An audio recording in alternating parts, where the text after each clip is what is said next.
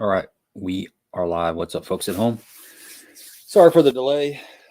Somebody had to work late today. What was that all about? Long day, man. Starting to deliver all these Amazon parcels. We had the Black Friday and Well, get ready. Cyber Monday. Cyber Monday. It's just getting ready to start kicking off. Hey, in the comments, guys, who got a good deal at Cyber Monday? I didn't shop at all today. Well, I did, but it wasn't for fishing stuff. I spent. I was talking to Ron on the way home from Cedar yesterday, and he was talking about Tackle Warehouse. You know, their Black Friday sale getting ready to end. So I got on there last night and spent. Well, I spent like a little more than I wanted to, but I bought a Veritas, a medium Veritas. Because I bet it was 7 foot. 7 foot, yes.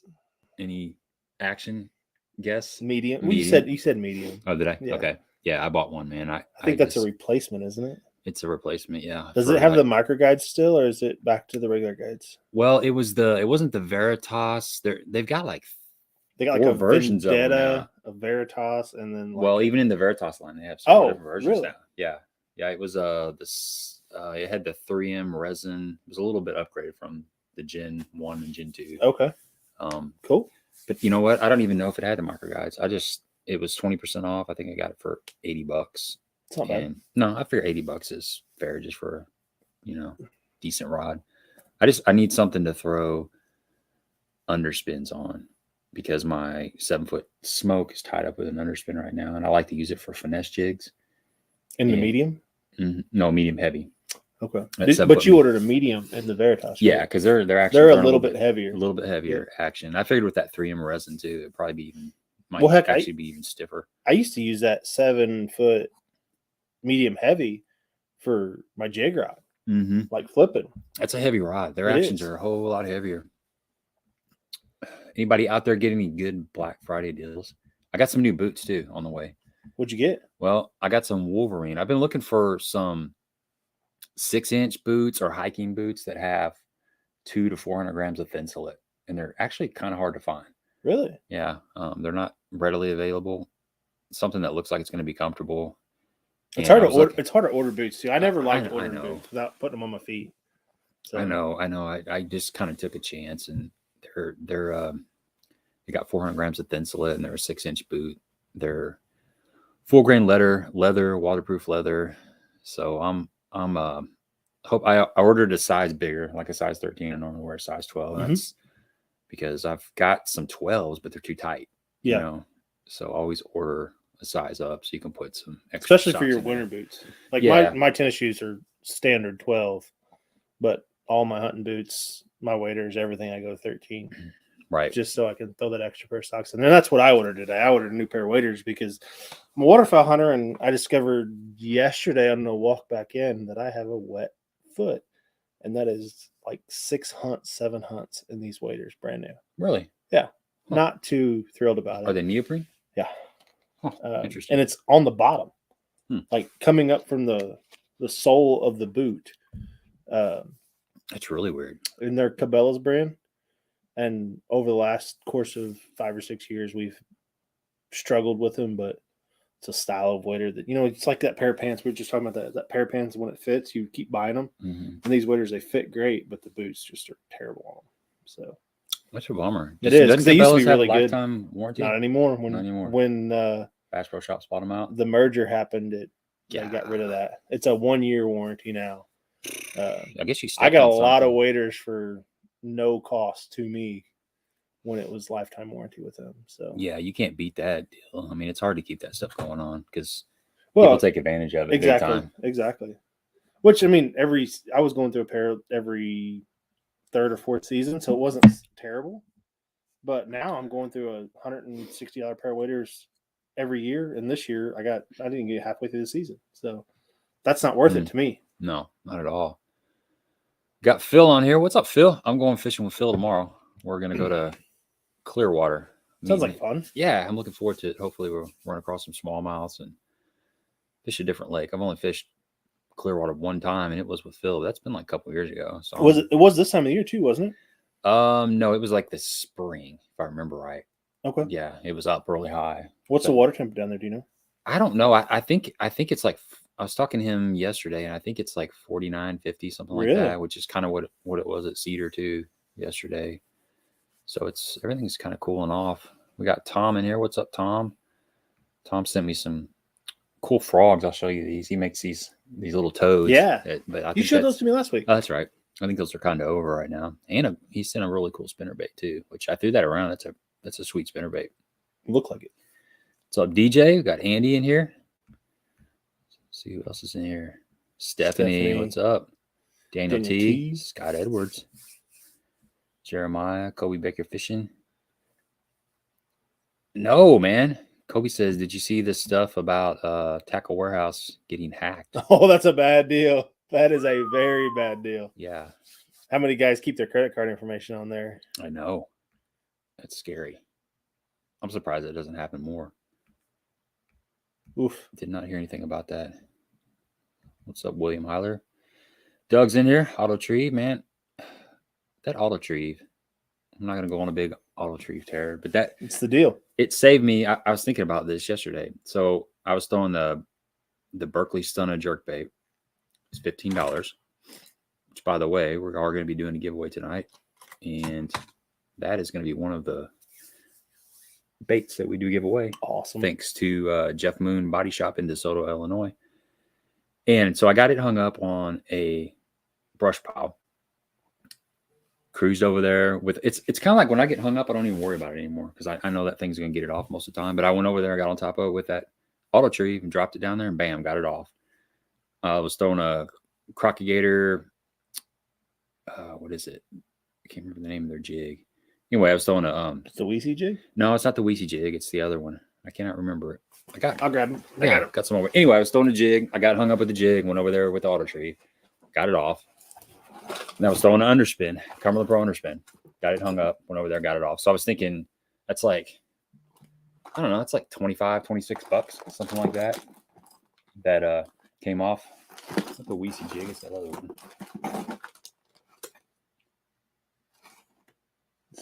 Zapper jig. Yeah, I'm throwing that Zapper jig around. That's a pretty cool jig. But yeah, so it saved me like $26 yesterday. It's pretty sweet. I mean, that happens just about every time I go fishing. So great product. Cody, what's up, Cody? It's good to see you, man. Cody's he's kind of like, I think he winterized his boat and he's got it in storage. It's getting really cold up there. Got Chuck in here. What's up? Good to see you too. We're gonna bring Ron in here in just a minute. He's on the other end. What's up, Todd? Your stuff is on the way. Just mailed it today. It took me a little bit, but I got it all. I barely fit in the package too. It was really tight. That's a good sign. Yeah. It's a good little giveaway. Some good stuff in there. The swim baits, you can probably still throw them, but the frogs probably gonna have to wait a little bit. Well, make a nice little trip. I don't know. So you saw the weather forecast, right? It's got me wondering if it's might still happen. It's gonna be in the 70s this week. I know. That is crazy. Yeah, Kobe. I was thinking the same thing. I just made that order last night. I'm hoping I wasn't in the firing zone. It's been a while since I put a Tackle Warehouse order in. So. Got Tony Green. What's up, man? From Lake of the Ozarks. It's a new face. Yeah, they had the Marie Terrell Memorial Tournament down there, Anglers in Action. And it was pretty tough on the guys down there. I think there was 200-something boats and I think 80-something teams waiting fish. I know my buddy Mike, they had 2 fish. They just threw them back. So, when you see a bunch of zeros. Wait, he did that again? Yeah. Did he? No, Mike weighs them in usually. Yeah, didn't him and his son do that in the owners tournament? Well, they did, didn't they? Yeah. Yeah, well, this was different. Okay. Luckily. Yeah, because they threw back a probably top 10 bag worth of fish. Yeah. Jeez. Josh said that Monster Bass at 80% off site wide. Oh, man. Yeah, I bet, man. I'm glad I didn't see that. Let's see, there's a lot of those monster. $40 off a Daiwa Tatula. Nice. There was a lot of YouTubers that had monster bass boxes. I know who all had them. I know Debo Fishing had one, and Mikey Balls had one. Georgia Bassmasters had one. A lot of guys are doing that now. I got frog togs. I don't want to hear any bad reviews on them because I've read 1,000 of them today. But I got a buddy that's a guide, and he's torn between those and Drake. So I'm hoping, keep fingers crossed for the best. So, Whitewell Fishing said he got a St. Croix Bass X casting rod. I saw that. was that on Tackle Warehouse? No, I think that was on their site, actually. On St. Croix site? I think so. I got a bunch of texts today from our emails. Well, I've got them all weekend. I probably got 300 emails in the last 4 days for Black Friday sales.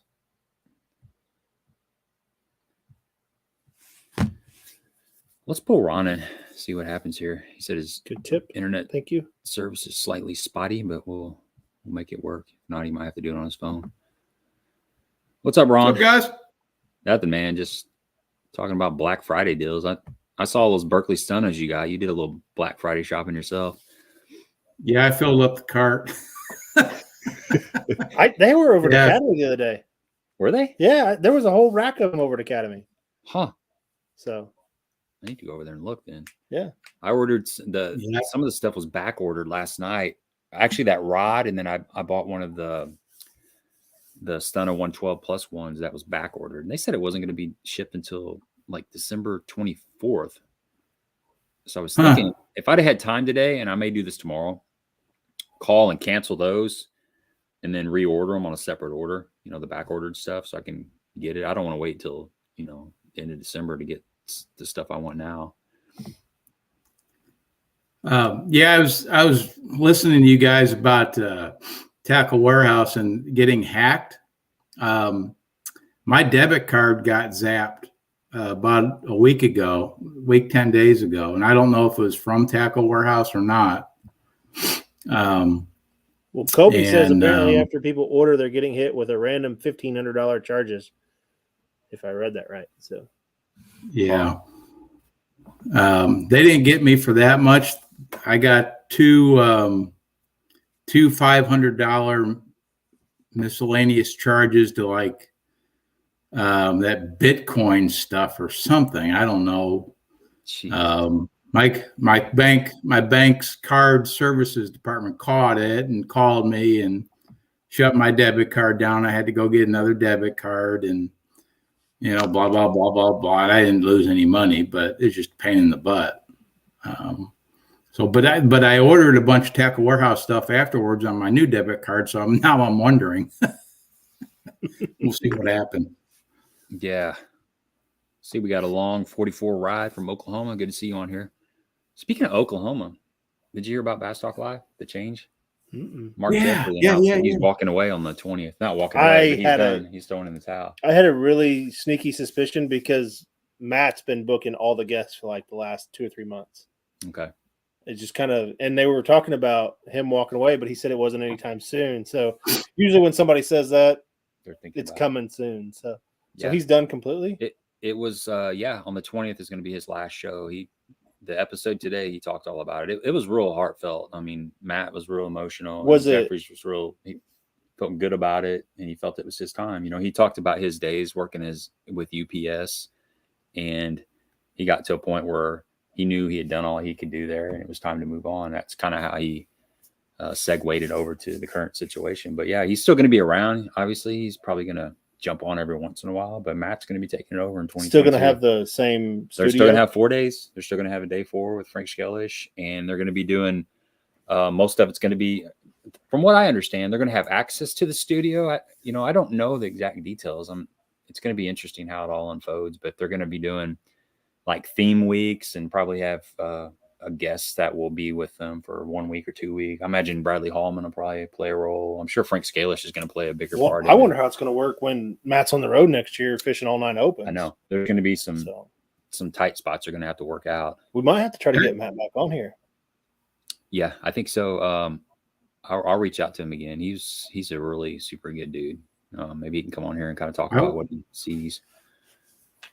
I watched that today on the Bass Talk Live on the YouTube side of things. And I listened to that live. Pangrak was pretty broken up about it in a good way, I guess. But all things change, though. So if you don't change, if you're not changing, you're dying. So yeah,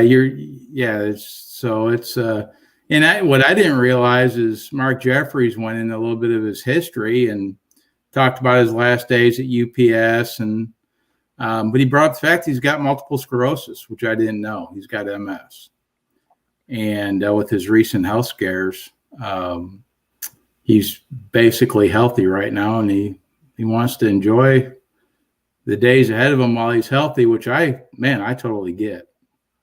100%. I'm kind of at that age. So I appreciate that. I can understand that. Yeah. And he started it. Basically, he was the first beat writer for Bassmasters or bass fishing in general. And he's been doing it for, I think, 17 years. And he's grown it and grown it. And right now he feels that he mentioned that he had a goal that he wanted to achieve, and he reached that goal. And he feels like he's on top right now, and he wants to go out while he's on top. So hats off to him. I'm going to miss him. And there's a chemistry. This was brought up in the show. There's a chemistry between Panger and Jeffries that's not something you can just produce. It takes a lot of time and a lot of working together to create that. Well, how long has Panger been there? It's been like 8 or 9, 08 or 09. That's what I was going to say. It's been a while, and you don't, like you said, that chemistry doesn't just develop overnight. You can't just walk into a studio with your good buddy and figure out that it works. Right. And they have enough friction between them almost weekly that it's entertaining.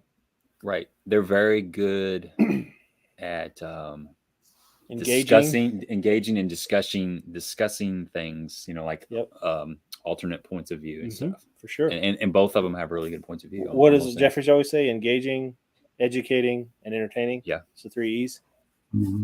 They do an excellent job of it. Yeah, they're neither one's yes man. They don't agree with each other just because one guy says something, but they do it in a civil way, and it's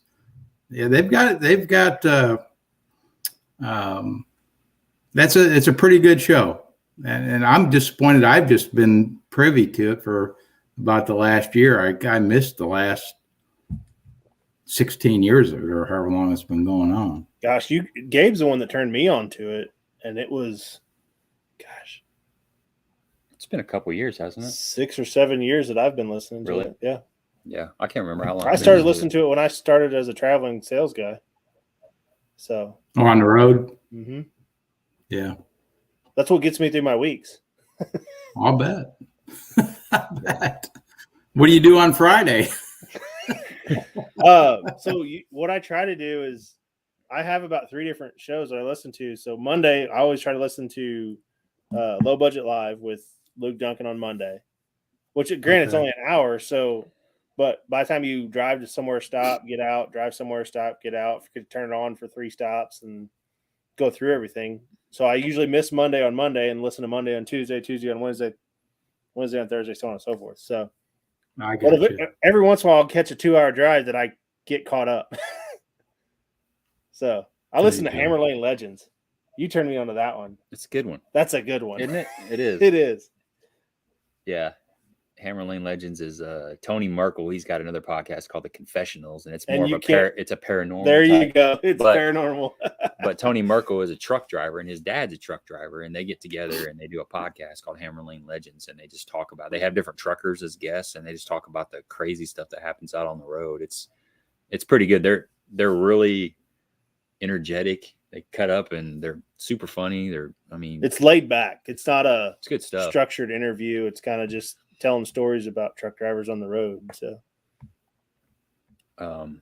So we were going to talk a little bit about, of course, we're going to do the giveaway here in a little bit, and it's going to be a jerkbait giveaway. Picked out some jerkbaits for you guys. Already picked the number, but we were kind of thinking about what topics we want to kind of jump into. So if you guys out there want to start jumping into something, let us know. If not, we're going to kind of touch on some jerkbait fishing right now, because I saw Stephanie was over at Cedar, and it's definitely going on. I was over there yesterday, and I got on a pretty decent jerkbait bite. Once I put a jig down, I was kind of, here's how this worked. The second cast with that Crockett Gator jig, I caught a fish. So I'm like, okay, they're biting a jig. Well, I fished for like another 40 minutes without a bite. And I think after I thought about it a little bit, I bet that fish was suspended. Ate it on the way down. Ate it on the way down, chased it on the way down. And it was kind of one of those ghost fish. You know, that happens sometimes. You get a bite, like, you know, right off the bat, and you're like, okay, this is the deal. Well, it wasn't what it appeared to be. And it can screw up an entire... Yeah, it can lead you down the wrong rabbit path, hole. Man. Yep. It's so easy to do. And that's kind of what I was wanting to do anyway. I was wanting to just kind of drag a jig around stuff, hit some brush, and see if I could pick up some fish on the bottom. Because the last time I was over there, the shad was locked down on the bottom. And, you know, so I spent a lot of time with a jerkbait, just being stupid, because I saw a few fish here and there up off the bottom. And I was wanting, the water was cooling down. I was trying to get away from that frog a little bit and wanting to throw a jerkbait. And that wasn't working. So I thought, well, I'm going to go over there, you know, today, or just yesterday, and throw a jig. But you gotta fish the conditions, without a doubt. So yeah, we'll dive into jerkbaits here. Well, hold on. Didn't you have a good tournament this weekend? Yeah, Ron. Not quite good enough, but yeah, there was a good tournament on Egypt. We had a really good day. We caught 13 pounds on Egypt, which is, for those who don't know, you only keep your best 4 over 16 on Egypt. So 4 at 13 pounds, usually pretty good on Egypt, but there was 2 15-pound bags brought in. Calvin and Jason Huey won with 15, and I'm terrible at remembering the change. So with 15 something. And Eric Niswanger and Addison Agerston, who are as good as sticks on Egypt as anybody, got second with 15 and some change. And then there was 2 boats with 13, myself and another boat. They edged us out for 3rd place. They paid 3 places. And then it kind of dropped off from there. I don't remember all the weights, but I think it went down to about 10 from there. So, but there was most people had 4 fish. And what was nice is I've seen some questions asking about the bite. There's several different things going on, which is nice because it spread people out. So people weren't on top of each other, which can happen over there. And the tournament was actually won in the colder water. We stayed up front with the shad. Most of the shad have migrated up towards the power plant, north of the no ski. We kind of stayed with that in our deep fish. And it was good. We caught fish. But the fish that were caught in the cold water looked a little healthier in general, was my observation. They were a little thicker, probably weighed a little bit more. And I think that was the difference. I know the guys that won it, they'd be the first to tell you. They won at live scoping. That's going on right now. And, an A-rig over a brush pile or whatever, they're, wherever they see the fish, they saw every fish they caught. But you don't have to do that to catch them right now. There's a jerkbait bite going on. This typical spoon and underspin bite up front. So the lake's fishing pretty good right now. We probably caught 30 fish yesterday. We had a really good time, and put the boat on the trailer, feeling pretty good, really. I mean, I'll take 13 pounds every time I go out there, and 99% of the time that's a check. So it was a good day. Josh said he went over to Cedar Saturday, had a really good day on a crankbait. It's awesome. There you go. What's the water? It's interesting how fish will kind of all go at the same time, and other times they not. What's the water temperature over there, Ron? Water temperature. I went out today also. And up front, you're looking, depending on the wind and where the wind's pushing the water, the warm water, anywhere between 52 and 54. up front. And then when you get past the no ski island, basically, let's just say the no ski is 50 degrees. And as you go east and south from no ski, you start to run into sub 50 water. But that doesn't mean you can't catch fish in that water. But that's about how it's setting up right now. It's supposed to be 70 degrees by Friday, though, so I don't know. It'll be interesting to see what that does. Probably not. It probably really won't do much, but it won't get colder. Hey, Ron, on a lake the size of Egypt, how many of those fish do you think that migrate from one end to the other? That's a good question. That's something we talk about all the time in the boat. I think those pelagic fish, the fish that are out there on the shad all summer, I think there's a certain population of fish that their livelihood is made staying with the shad. And I have found probably roughly 4 schools of fish that kind of seem to stay together, that I've been able to stay on top of as they've moved down the lake. And it's kind of oversimplifying things, but there's a school of fish that kind of hangs out going back towards Wagon, and then kind of heads up the lake. There's a school of fish that kind of hangs out in that midsection of lake, and then kind of heads up the lake. So like each main basin of the lake seems to have a school of fish that lives there. And then as the shad come through, a good majority of them follow the shad.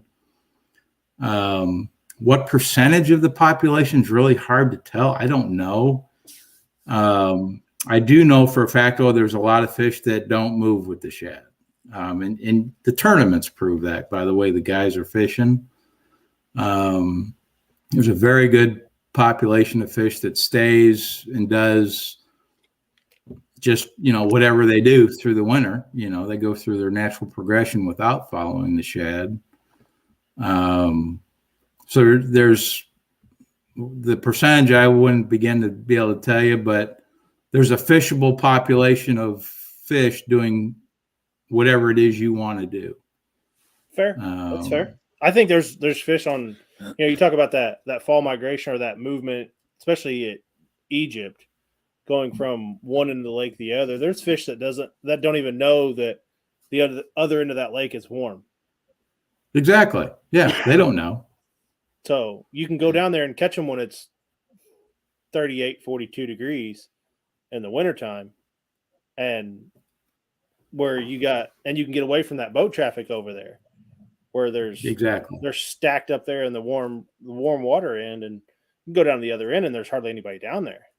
Yeah. Especially way down there. If you go past Egyptian hills, there's hardly anybody down there in the winter. Typically, I think one of the first videos one of the first times Gabe and I were fished together, the middle of the winter, we ran down to the dirty water, cold water, just because we were tired of the front end and the whole shad thing. We didn't have any trouble getting bit. Your fishing's different, but there's fish all through the lake, and not all of them move and not all of them go very far, and they don't need a whole lot to winter. As long as I got some food, that's the main thing. They got to be able to eat. So as long as there's food, there'll be some fish around, and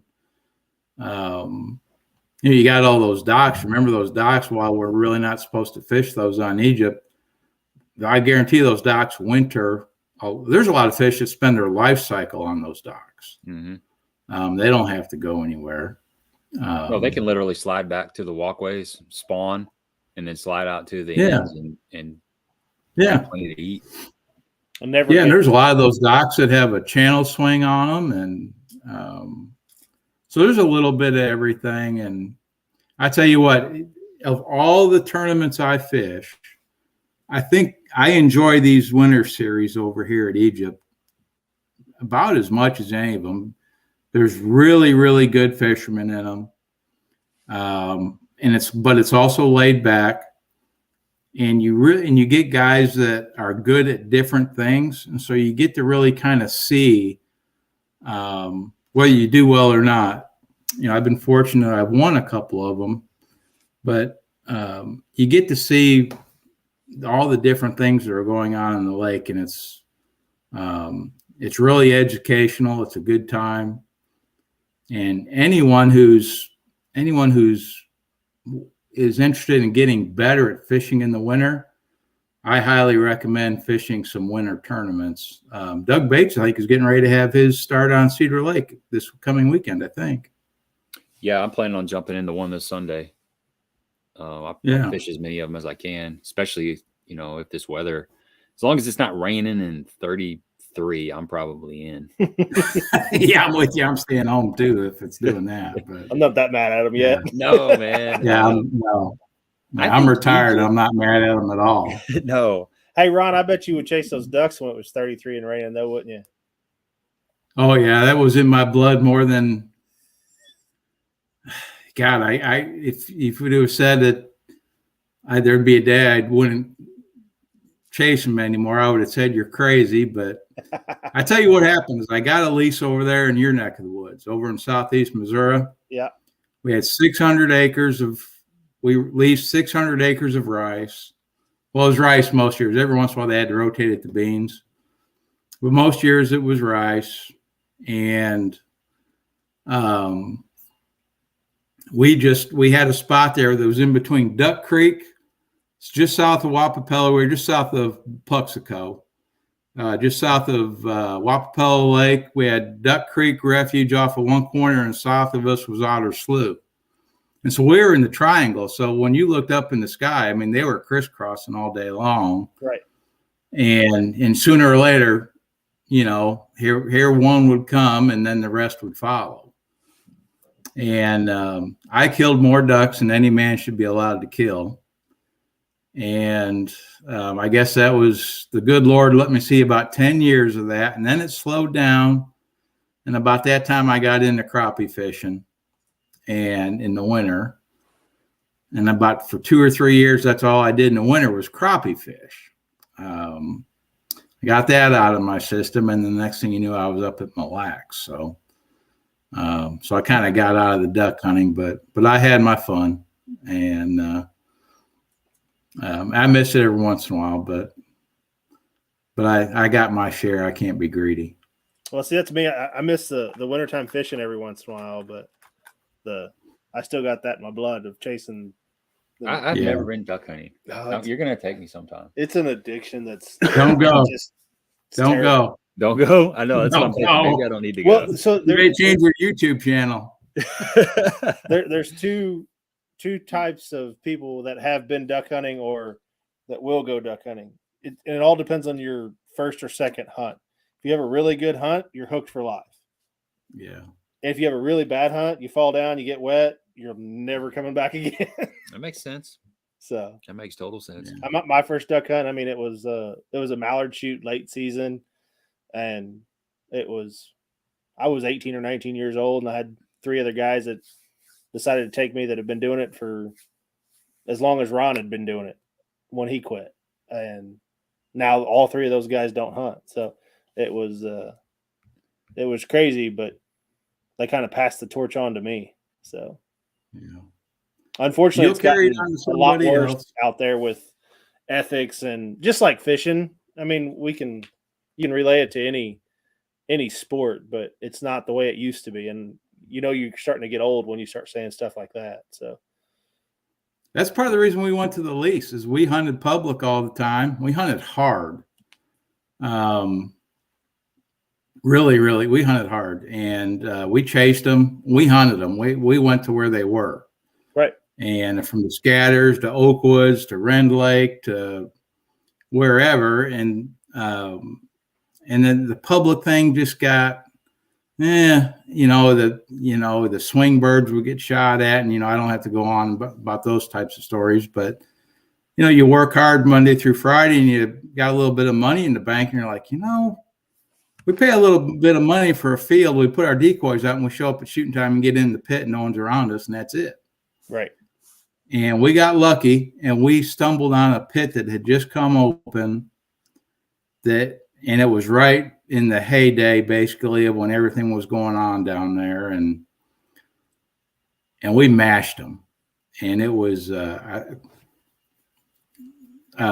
we ran one of our days, I'll never forget. We ran some guys through our pit and we killed 54 by 8:30. And we decided that was enough. And we went into town and ate breakfast. That's a good morning. Yeah. Right. Put while you're ahead. Yeah. We always stretch ours out. We make a day out of it. But a lot of folks down at Duck Creek and Otter Slough, they call us snobs. Because if you look at any of our pictures, it's all green, no shovelers, couple pintails, maybe a widgeon here and there. Yeah. But we don't. Have you got mad at the pintails yet? The limit's 1. Oh, the limit's 1 this year? It's terrible. They were lousy for the first 3 weeks of season. We'd have our pintail. That would be the first duck we'd shoot. We'd both be pintail tight within an hour. You know, the problem with those pintails is you get a group of 50 of them or whatever, and they circle the blocks. And they circle the blocks. And then they circle some more. Yeah. And they don't ever get below about 60 yards. Yep. And then the mallards, invariably, of course, mallards see what's going on. So, hey, let's go see what's going on. And then the mallards get hung up in them. Yep. And we'd get to the point where if we saw pintails, we'd get out of the pit and walk around so they'd leave. So Because they'd stop everything. the craziest thing, and I know this is a fishing podcast, we are way off topic here, but Yeah, we got to get to fishing, but go ahead. the craziest thing about pintails, if you start blowing on your spec call, they come in. Yeah. Really? Yes. I didn't know that. We Okay. learned that in spec season. We would be working a group of specs, and all of a sudden these pintails would just bomb out of the sky from nowhere and be sitting in the decoys. It's like, what in the world? But if you ever look at a group of specs sitting out there, there's always pintails mixed in with them. Okay. So I don't know why, but it works. I wish I'd have known that. I could have used that trick. How do you? Okay, I know some ducks are drastically different when they're in the air, but there has to be some that are kind of difficult to tell apart. Or is that just not really? Not really. It is for me because I'm not with time. But, okay. But time you learn what to look for. Yeah. They have a distinguished for feather, sure. neck, or tail feather. Yeah, a lot of them head. you can just tell by their profile and then the way they fly. Okay, gotcha. Yeah, or the way they glide. It's after you see it enough, it's really not that hard to. Yeah, because when I see out. ducks flying by, I'm pretty decent at figuring out what they are. Mm-hmm. But I know when you get, I know the main ducks that I see, but I know there's some of these other ducks you're talking about that sound like that you never even heard of. Niche, man. I'm like, well, how the heck do you tell what is what? If you can only shoot one of them, it's like you better know what you're looking at before you shoot. That's exactly right. Yeah, because it's not catch and release. No. We got some Egypt questions. No. Stephanie wants to know, what colors do you use over there? And then Colby Baker Fishing says, every time he flies past a no ski island, there's someone fishing there. What's the deal with that spot? The no ski? Yeah. Well, if he's flying by, that's the problem. He needs to stop and idle it. If he stops and idle it, he'll understand why people are fishing there. There's a Colby, there's a hump right there that runs out. Got brush on it. I'm not giving away any secrets. The channel swings on the backside of the no ski island. It's just a natural bottleneck for those fish. There's fish that live on that all year, but the migrating fish, it's a bottleneck. And that's one of the keys to catching these migrating fish is catching them at their bottleneck points. And there are several spots on the lake that they're just more vulnerable than when they get out in an open basin. And that is one of the bottlenecks where you can catch some of those schoolers. But it's also a great crappie fishing spot. Talk a little bit about a bottleneck, Ron, because it's not just at Egypt that there's bottlenecks. There's bottlenecks at Cedar. There's bottlenecks at Kincaid. Lake, really. Every lake there's a bottleneck. Yeah. Talk about what bottlenecks. the bottlenecks, there's narrow points on lakes, but the important bottlenecks are ones that have the main creek channel going through them. I'm kind of old school. I always pay attention to the channel bends, channel swings.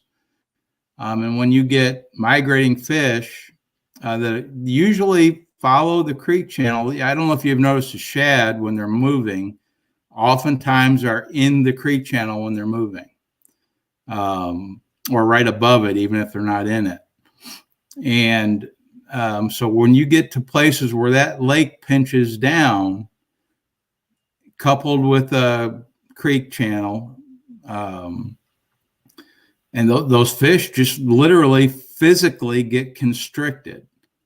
And when those fish get constricted, they're simply easier to catch. If you can get one fired up, you can really get the school fired up more often than not in that situation. They're just more vulnerable in those bottlenecks. And that's not just true in the winter. It's anytime. Anytime you can get fish chasing bait in a bottleneck, they're gonna be more vulnerable. So there's just things you pay attention to. And Lake of Egypt really sets up a lot for bottlenecks. I mean, think of Clifty Narrows. Yeah. I mean, what better bottleneck in the world is there than Clifty Narrows? When you come out, when Shawnee Neck, coming up north out of Shawnee Neck and in the main basin, that pinches down into about 30 yards across there, before it empties back out in the main basin. That's a natural bottleneck. Where Dry Fork and Sugar come together, all these types of places, if there's a sharp bend in a creek, can be a bottleneck. And the same holds true in spring when fish are going back. Secondary point staging areas, bottlenecks can be great staging areas in the springtime. That's just always something to pay attention to. The more fish in an area, the easier they are to catch. And like Egypt, simple as that. Egypt runs when you're looking at the power plant, it's a north-south deal. And then as you turn east, you come into the no ski zone. So that's a drain for all those creeks. There's multiple creeks back there. And that whole kind of district is a creek drain district. And then you've got an island right there. You've got the channel comes in real tight and it's a bottleneck. And then it's a hard 90 and it's north-south. So that's just a natural, bend and an area that's got some kind of unique features, and it's a stopping point. There was a couple falls there, like September, where the water's still in the 70s, and I've seen it where there's like 4 and 5 pound fish blowing up on shad in that area, just going nuts, and you can't catch them.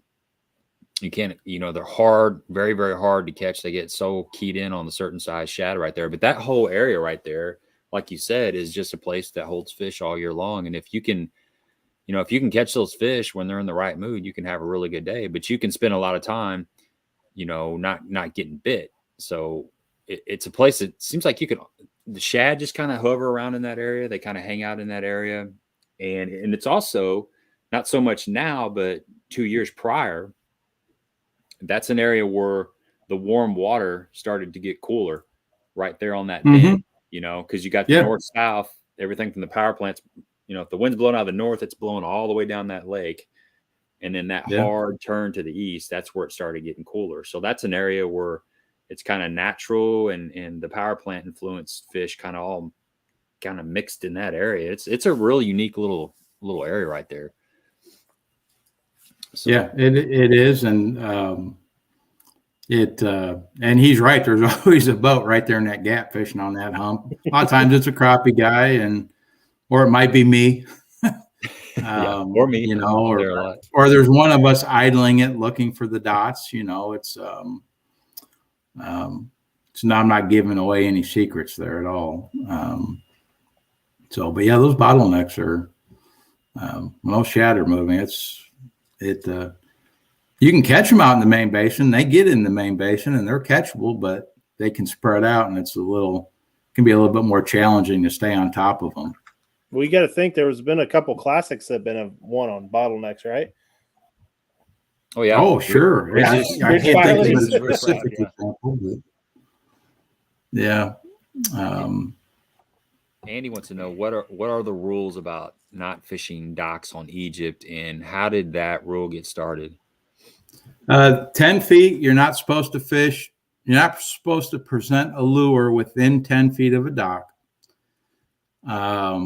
Lake of Egypt is a private lake, and basically the homeowners decided they didn't want fishermen putting a bunch of baits on their dock, I guess. And that's, I'm not here to debate the rule. That's just what the homeowners of the lake decided to do. And they did that a long time ago. I don't know when, but as long as I've been around.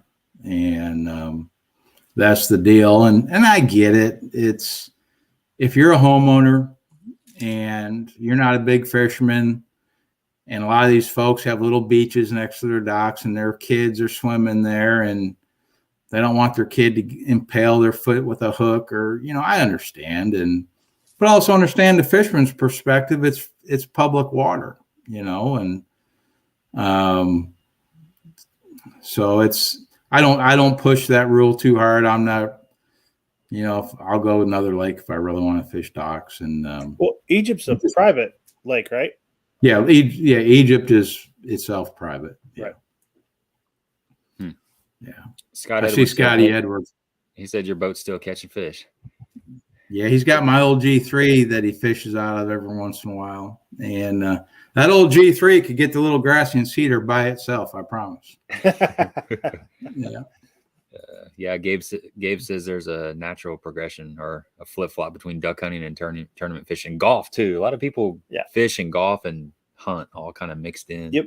Colby says don't do it because I love duck hunting way too much. Our buddy Ken, let's say a prayer for Ken. Ken said he is he's down with COVID. he's down with COVID. Him and his fishing partner got COVID Saturday at fishing. Ken Staniford, really good guy. He said they were fishing. They were in a tournament Saturday, and they had to leave early because they were really, really sick. So keep him in your thoughts and prayers, and hopefully he can get some kick rest, this man. stuff. Yeah, don't mess with that. My daughter and my son-in-law just got over COVID, and knock on wood, they came through it and no problems. And but it can be serious if you don't take it seriously. So, just get some rest and live to fight another day, my man. Yeah, my duck hunting partner, he just got over it right before duck season kicked in. So Yeah. it's always something with us. It's kind of Russian roulette.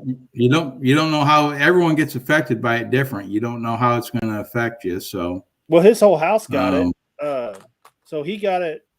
He was down and out for like 10 days, headaches, still able to move around, still able to do everything. His wife, about the same. One of his daughters had it for 3 or 4 days. And then the youngest had it for all symptoms, all of like 45 minutes. One fever, knocked her down for 45 minutes. Fever broke, and she was good for the rest of the time. It's interesting. So Everybody's it's trying crazy. to get it. Yeah, Kobe says he's officially lost his A-ring box. that's an expensive. oh my box. God, I would panic.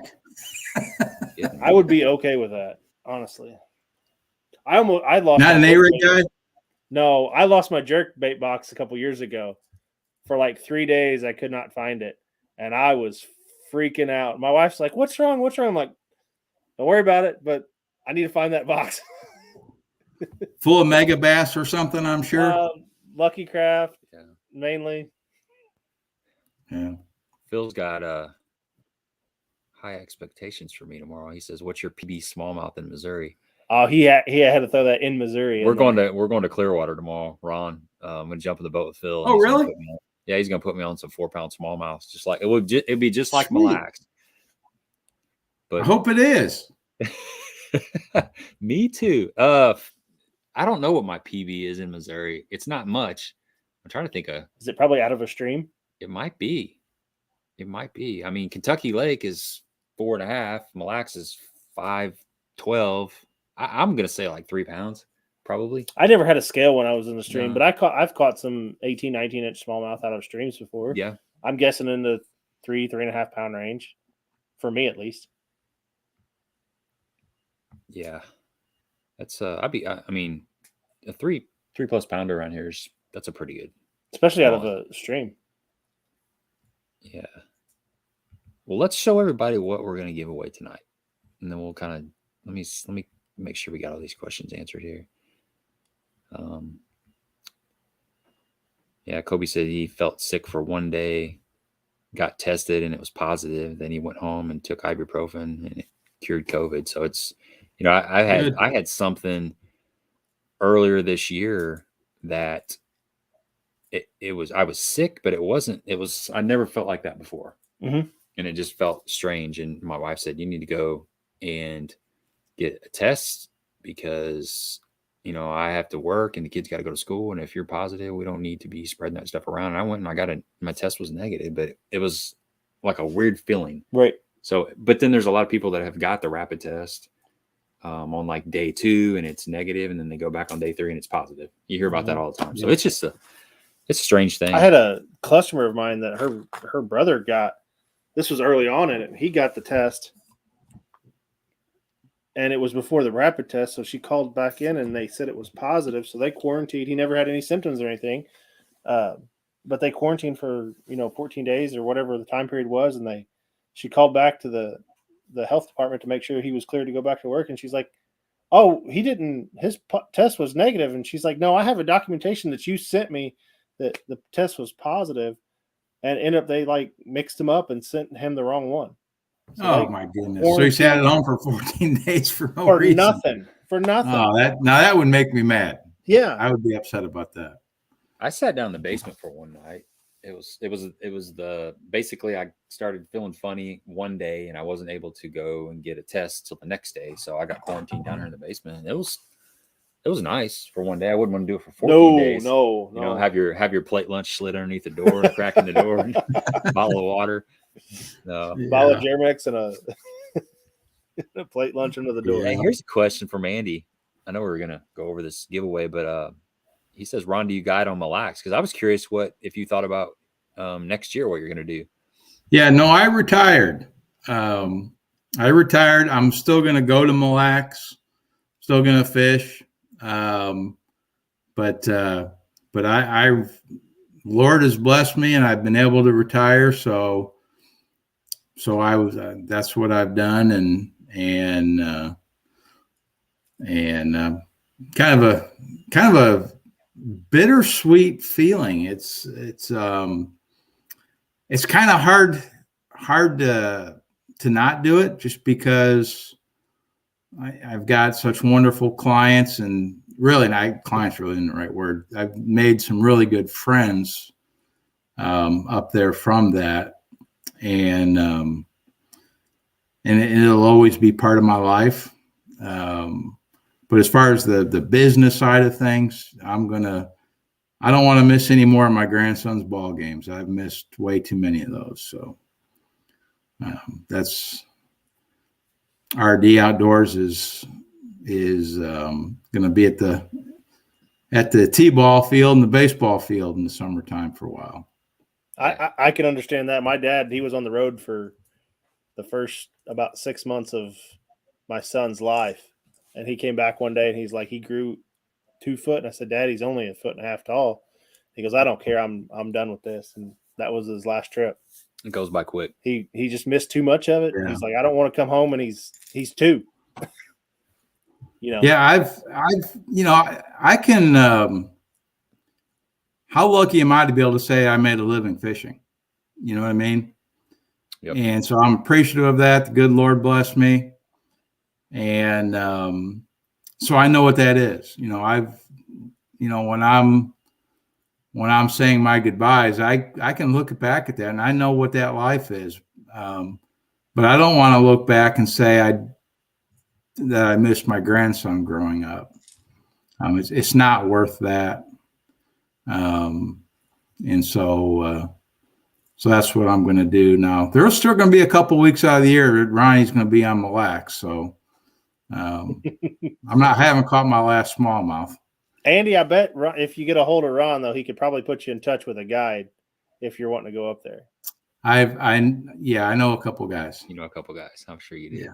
Yeah. And I plan might have a waypoint or two. I'd be willing to give away at this point. I haven't given up the idea of going back up there with you too. So don't write that off yet. Oh, no. There's nothing is written off about Mille Lacs. I just don't want to be gone for an entire Little League season. Yeah. Well, that's what these professionals, like a professional bass fisherman, it seems like such a, a glorious time. And it is, but nothing's free. For the reason, they miss out. Nothing's free. Much. No. Yeah. Nothing's free. Yeah. Scott, water temperatures yesterday on Cedar were 49 to 50. The warmest I saw was 50.4, and then I saw 49.6. And as you get away from the main lake, that's where it was cooling down. But the clarity it's still really clear. 5-foot visibility, 6-foot visibility. It looks really good. We haven't had hardly any rain lately at all. And since they did that rip wrapping project and the grass is, really growing over there, it filters that stuff out pretty quick now. But yeah, the grass Egypt is clear also. Okay. Is the grass dying over there too? On Egypt? Well, I can't honestly say I went to the grass this last weekend. But before that, it had started. I guarantee there's still fish in that grass, though. You're at least on the outside edges, they haven't. Every fish in the back of Shawnee hasn't left. There's too much grass back there, and that grass is going to hold that heat a little bit longer too.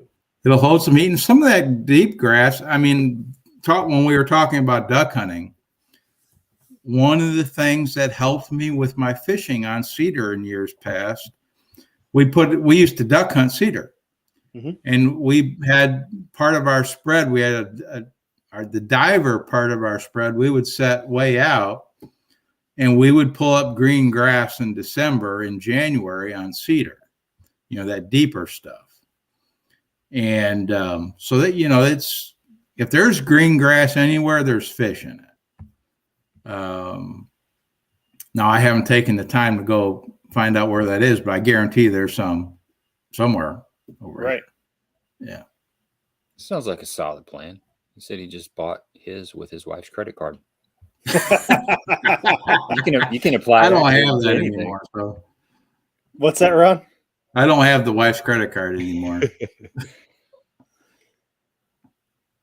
Yeah, I'm with you, Kobe. That's something I might do a little bit of when I get closer to retirement, is just maybe guide a couple times a month or something. Yeah, let me tell Kobe that guiding is not 9 to 5.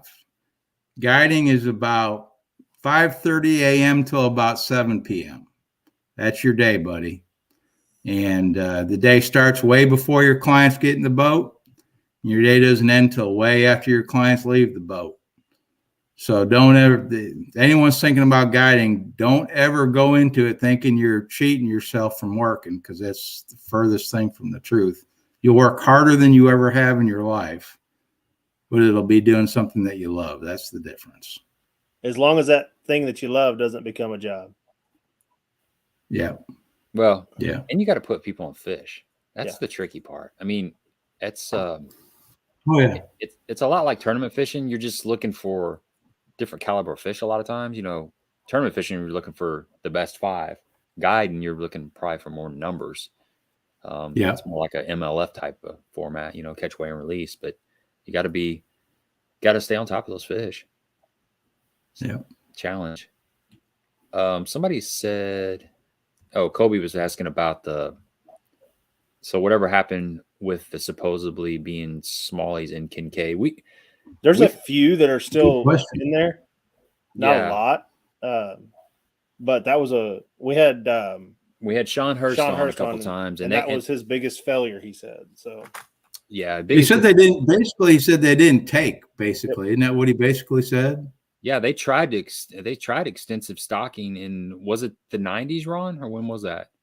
90s into the 2000s. Yeah, and they just would not reproduce. I mean, they do shocking surveys, and they never showed up. Now there was I think it was this year. There was like a 4.5 pounder caught in a tournament. You know, USA Bassin.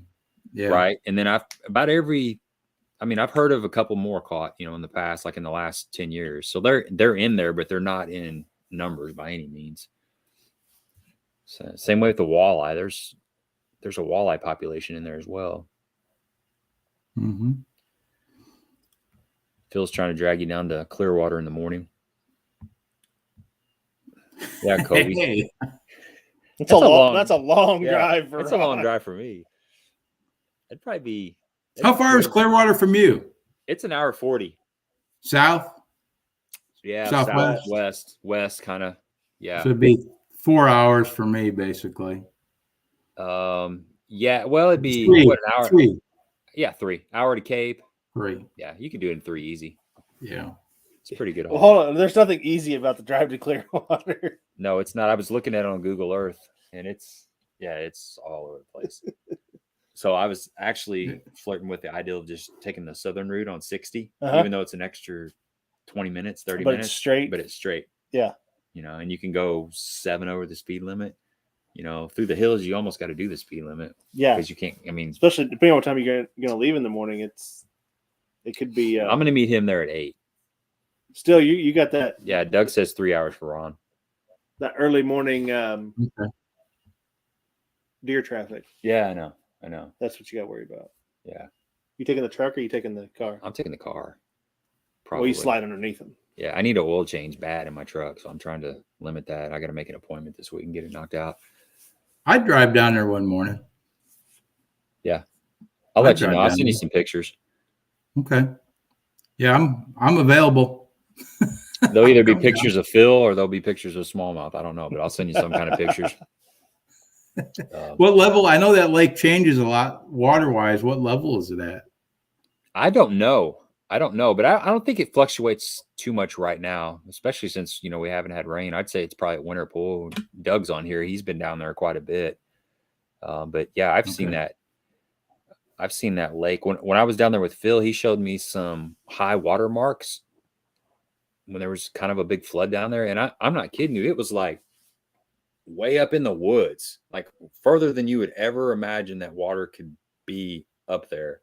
He said, you know, you see that tree up there? And I said, yeah. He said, well, I guess it was like 3 or 4 years ago or whatever. It was that same year that Wapapello flooded, I think. Was that when the dam broke? Yeah. But he said that tree had water on it. And I mean, it's like 50 foot up in the air. Like, you're like, no, it didn't. He said, yeah.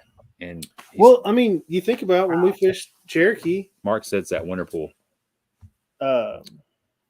Cherokee had that 44-foot swing every year, which is crazy to me. DJ says, have Phil give the midday report. So the video that the first and only time I went down there on Clearwater, I fished with Phil, obviously, and I stuck the camera in his face and I said, Phil, give me a midday report. And it was classic. It was classic. You know, anytime you stick a camera in somebody's face and they're not used to it, yeah, it takes a little bit. Yep. But yeah, we'll do that, DJ. That'll be great. You gotta go live midday. Go live midday? Yeah. I don't think there's cell phone service down there at all. I don't think so. Has anyone been to Grassy? I know Scotty Edwards was down at DK. Has anyone been down to Grassy or Kincaid lately? I haven't been to Kincaid in about, it's been at least a month and a half. That lake can start getting really tough when it gets cold. It's a tough lake. Some of these lakes kind of do okay. Cedar stays fairly consistent. Egypt for sure, but Kincaid can be really tough. Doug says all you got to do is make it to Fredericktown. He'll handle the rest. You can jump in with him. Or dude, I'll do it. It'd be fun. I'll do that in a heartbeat. It's a really cool lake. Yeah, I'd love to catch a smallmouth. I haven't been end of June since my last smallmouth when I left Mille Lacs. So, yeah. I tell you, the other thing is, I'm sorry. Go ahead. I was gonna say I caught smallmouth before you though this year. I You remember did. rubbing that in. Yeah, it was a table Yeah, rock. you did. You did. I I tell you, the one thing we haven't taken care of advantage of this year is the fairly decent smallmouth bite that's going on this last year at Kentucky Lake. I know. And I have no one to blame but myself. I'm from my driveway. I'm an hour and 40 minutes to Kentucky Dam Village, so I don't. It's my own fault, but we need to do that, man. Yeah, we do that. I can drive over and meet you, and we can go down there. I can call. There's a couple people down there that can at least give us an idea of what to look for out there. Yeah, it's you guys, both of you run over one night, crash over here the night before, and we'll get up early and go down. And I'd like to do that. The other thing I've got to do is sometime this winter I've got to go down to Grand Lake. Our classic for English Choice is down on Grand in Oklahoma, and I've got to get down to Grand too. You got all those docks to practice on. You can't fish them right there. Yeah, no kidding. 2 minutes from your house. From your house. Yeah, I know. Yeah, Grand's. Every video I watch of Grand, they're behind a dock somewhere. Yeah. Mm-hmm. Yeah. Todd says, "What's your opinion of the stripers in cedar, and how much do they affect the largemouth and shad population?" Well, there was a bunch of 10 and 12-inch stripers in there. I got a hold of a couple of them yesterday, and I've been seeing them on the graph big time. And when you get a striper with one of those on there, especially with those little bitty guys, they're dangerous. Nasty. They fight so weird. So the first one I hooked, I'm like, I thought it just felt weird. So they pull and then they give up, and they pull and they give up, and they pull and they give up. It's a totally different, especially those little ones. Yeah, because I caught two that were about a foot long. Yeah, it's totally different. But you can tell when you hook them. Speaking of the jerkbait, you guys want to, before we get off here, you guys want to dive into some specifics on the jerkbait a little bit, maybe help some folks? Yeah, let's do it. Let's do it. We've been flirting around with it. Well, let's talk about. Yeah, let's just show what we're going to give away tonight. All right, real quick. So we got another giveaway. This is sponsored by Jeff Moon Body Shop over in DeSoto, Illinois. So if you guys need some body repair, check him out. Really nice guy. And we've got the Berkeley Stunner. This is the 112 plus one. And this color is called, what's it called? Silver Dollar? No, Phenom. So this is Phenom. God, these things are so reflective. You got to take this off here. You can't really see. I thought there was 2 jerkbaits in the box because it's got this. Oh, because the reflect. Yeah, in the box. Yeah. Watch those hooks when you take that thing out of the package. They'll get you. Yeah, they are very sharp. Berkeley Fusion hooks, and they're EWGs. They're very sharp. So this is one of the giveaway items. Really cool jerkbait. These just came out not too terribly long ago, but this is the 112 plus one. It's supposed to get down there around 9-ish. And I've been throwing the regular 112 around the last couple trips, and I really like it. It's a slow sink jerkbait. Gets down there, the original one gets down there like 5. It's just a little bit longer than the 110. I don't know that makes a difference, but it's got a really good kind of side to side action. And it does, Mike Russell was talking about how it does kind of stop, and it does a little bit. It kind of darts and then kind of stops, versus kind of fading away. So it's a little bit different action, got a little bit different sound, something new. They got a bunch of really cool colors. The one I've been using lately is called Table Rock, and I've been catching some fish on it. But this is going to be given away to some lucky winner this evening. And then the couple of the other baits that I've had a lot of success on. I can't believe you're giving that away. Yeah, I ordered. This is the Spromic Stick and the Ghost Magic Purple. This is one of my favorite. Yeah, it's a good one. I just got some in. Yeah, Ron saw those northern smallmouth and walleyes really like this one. And Table Rock, they like it at Table Rock too. They like it everywhere. It's just a really good color. It's kind of a clear water. This is something clear water's kind of bright sky day, a little bit of wind. This is the color that's going to get you some bites. And this is a really good. I don't know. I like the action of this. It seems like this works really good in cold water for me around here, at least. Seems like I do better with something that's got a little more darting action when the water's a little bit warmer. But this and a Rogue are really good cold water jerk baits. You gotta One thing I found with this is you're probably going to have to upsize that front hook to a number 4. Comes with 6s because it has a tendency to float. So that's one of the first things I do with these is I put a bigger treble hook on there, or I'll put a little bit of like a split ring on there just to give it a little bit of weight and make it sink. We got that color, and then we got another color, which is this is the Blue Bandit. Pro blue, basically, that kind of color. I know it's still in the package, but this is a real good all-around color. You know, this is, I don't know. I tend to tie this one on first. This works in all different conditions, but a lot of confidence in this one as well. And then the other one is the RC Sticks by Lucky Strike. And this is a color I've had real good success with around here. This is an Emerald Shiner. And we took one of these out of the package because I've got one that I broke the bill off, and we were kind of looking at them. They seem like they look different. So this is a newer version versus the older versions are a little bit different. And I don't know if you can talk about the comparison. So what we found. What we found is they're about, in jerkbait terms, probably 4 or 5 millimeters shorter. The newer ones versus the older ones. And the bills are about 2 or 3 millimeters shorter on them. The body's a little bit wider. The rattles are different. The weight transfer system is different. So I don't know if it's a good thing or a bad thing. But they are definitely different. I know the original's really, really, really close to a Megabass 110.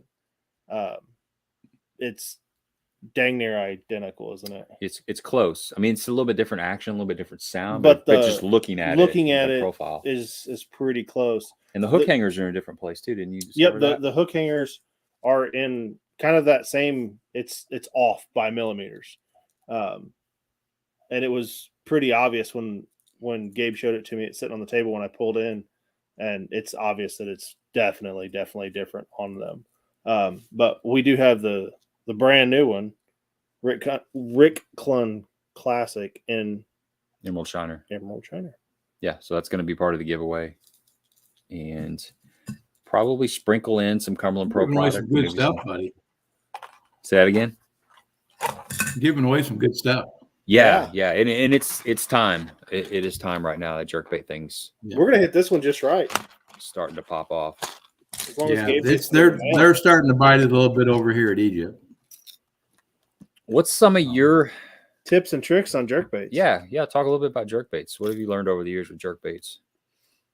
Yeah, I typically have 2 basic approaches to jerkbait fishing. Of course, it's where they're at, how deep they are determines how deep of a diving jerkbait you're throwing, obviously.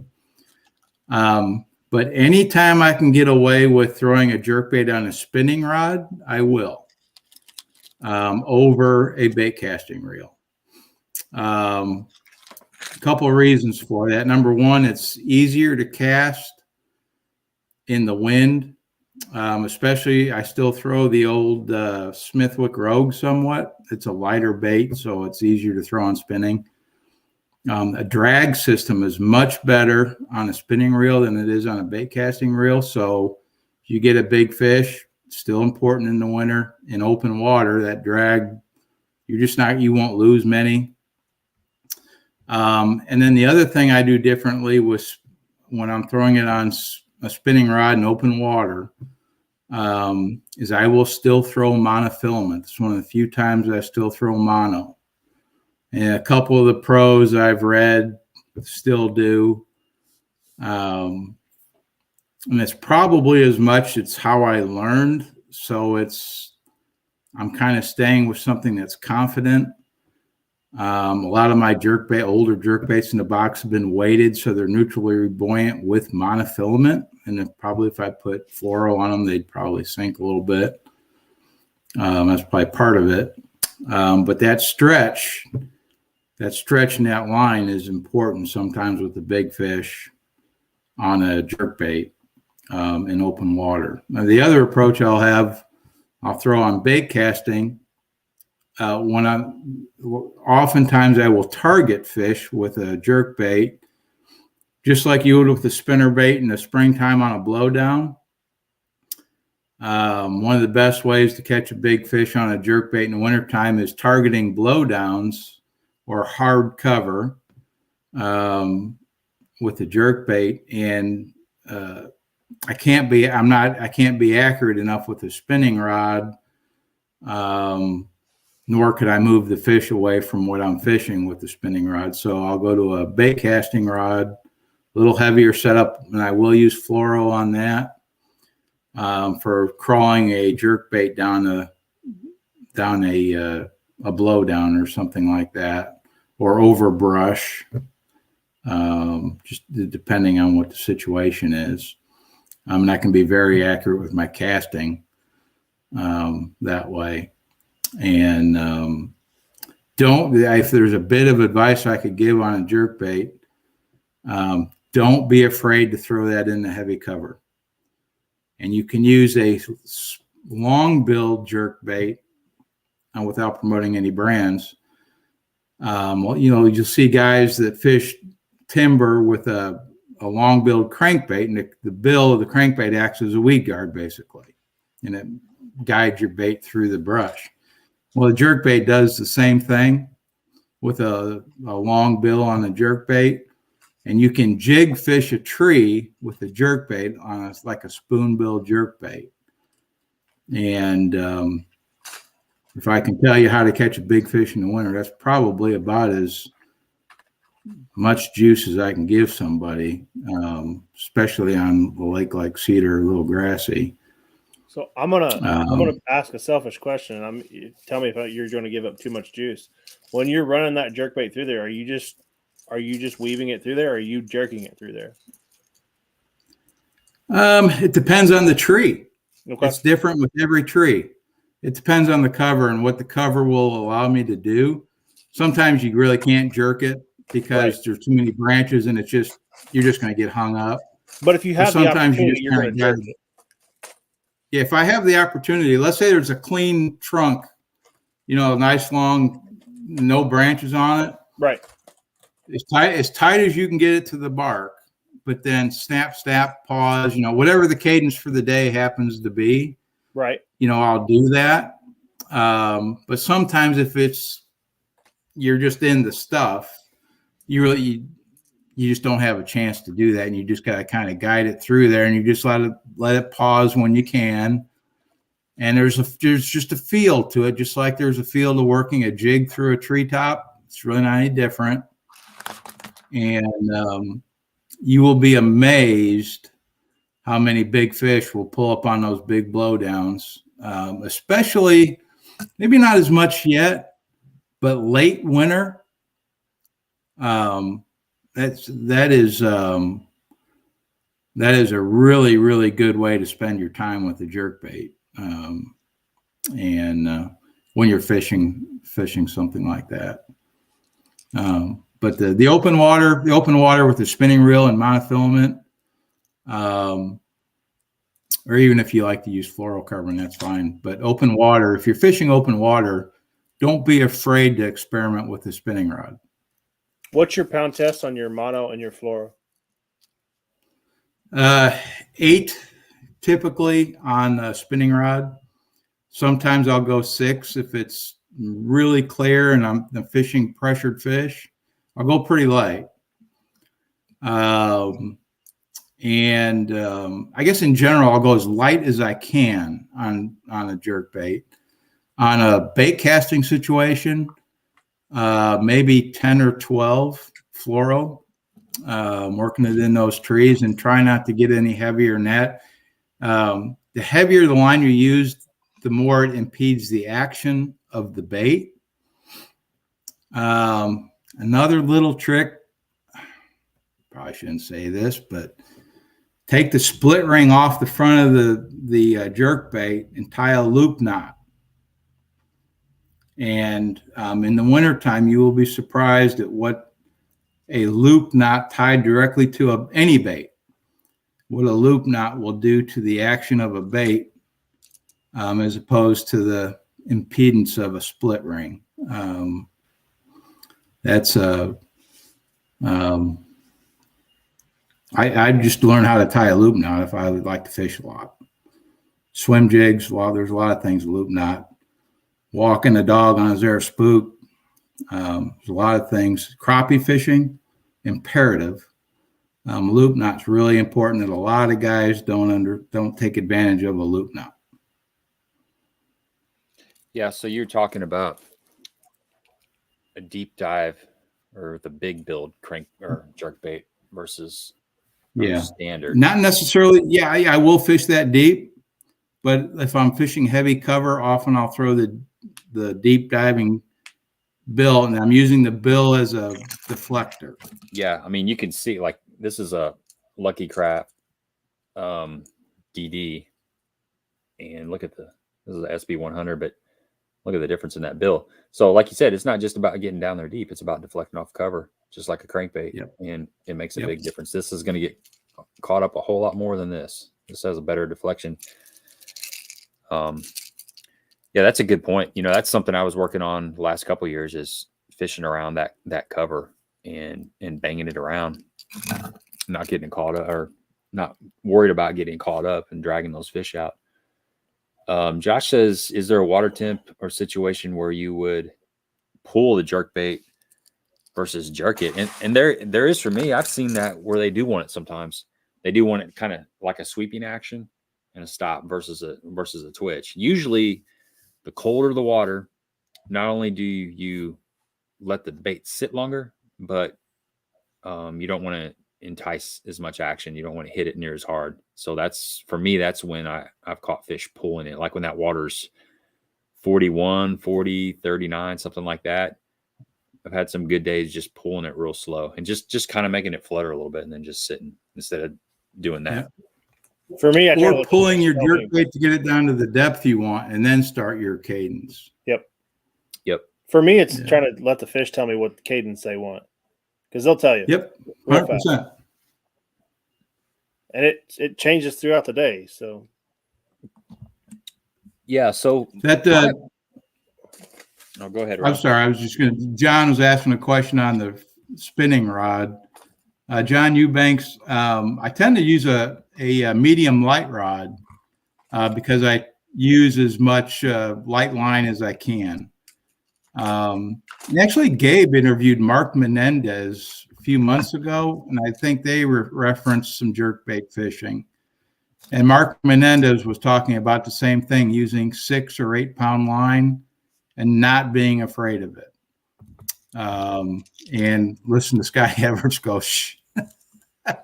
Yeah, I know. I just hope Boo's not watching.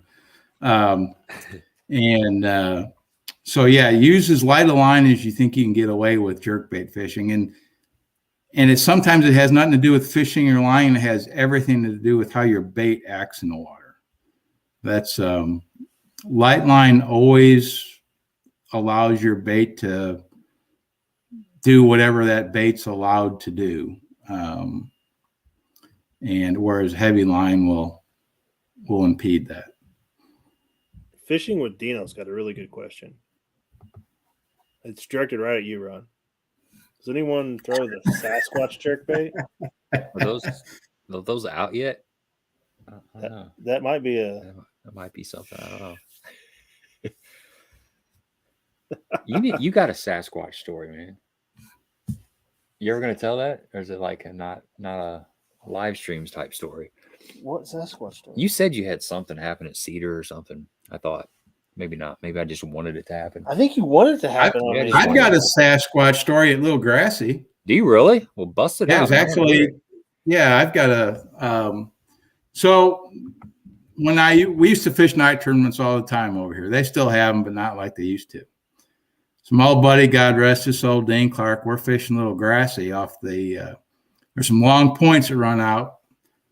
You go down to the south end of the lake, where it splits. You got the twin coves down there, and the 2 points that run out there. We're fishing off one of those points, and we hear something come. It's 1 a.m. We hear something come down out of the woods down towards the lake, and we don't think anything about it. Just think it's a deer or whatever, and whatever. We're fishing, and and then there's silence. Then a minute goes by and we hear something lapping the water. It was getting whatever it was getting a drink of water. Okay. Huh.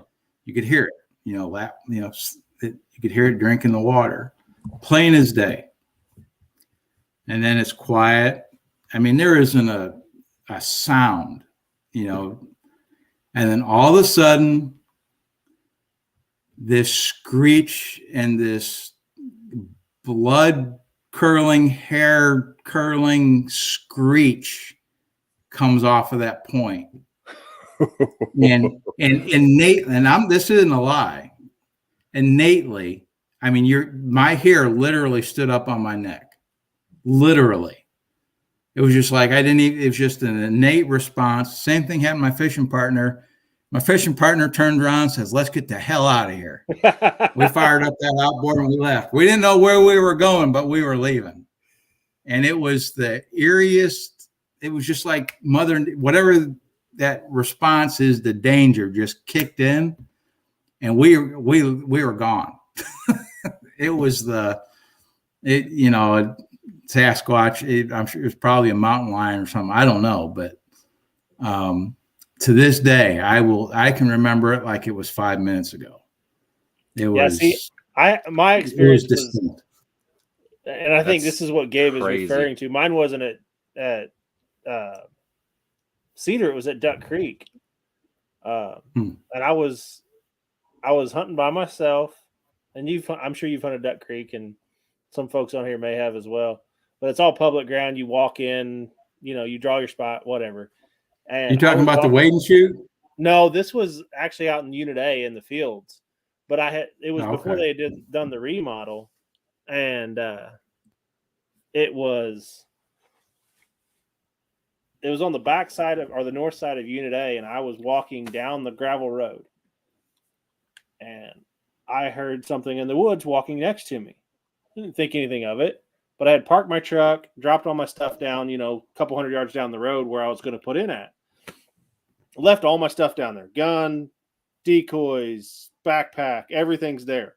I don't need to carry it down the road. I'm just going to stark out. We're not shooting anything. But I was walking down this road and something, 10 feet into the bushes was walking right next to me. Every time I would stop, it would stop. And then I would walk and it would walk. I'd stop, it'd stop. This went on for the entire walk, or about halfway of the walk. And about the last time that I stopped, it let out one of those blood-curdling screams.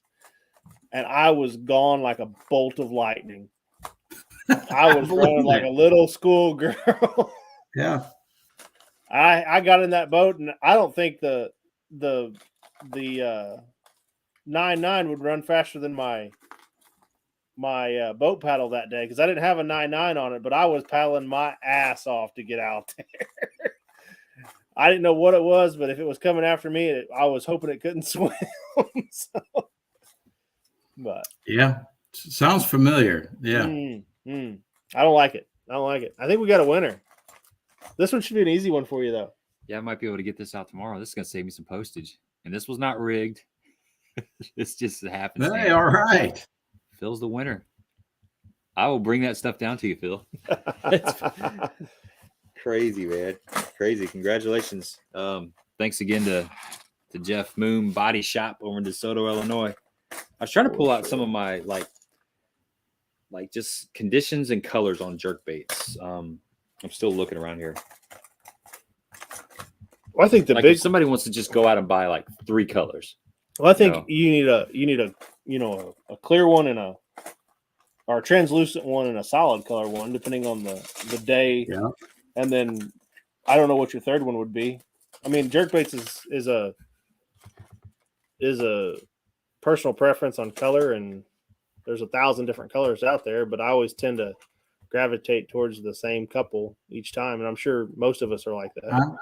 I'm the same way. I keep it pretty simple. I like when it's cloudy, I like that black and gold. Sometimes I like a little orange belly. And I'm like you, I want something a little more translucent at times. And then another, this just basically like what he was throwing, that table rock shad, something like that. Depends a lot, but it depends on the watercolor too. Yeah. If there's a little tint or stain to the water, you want something that's got a little more substance to it.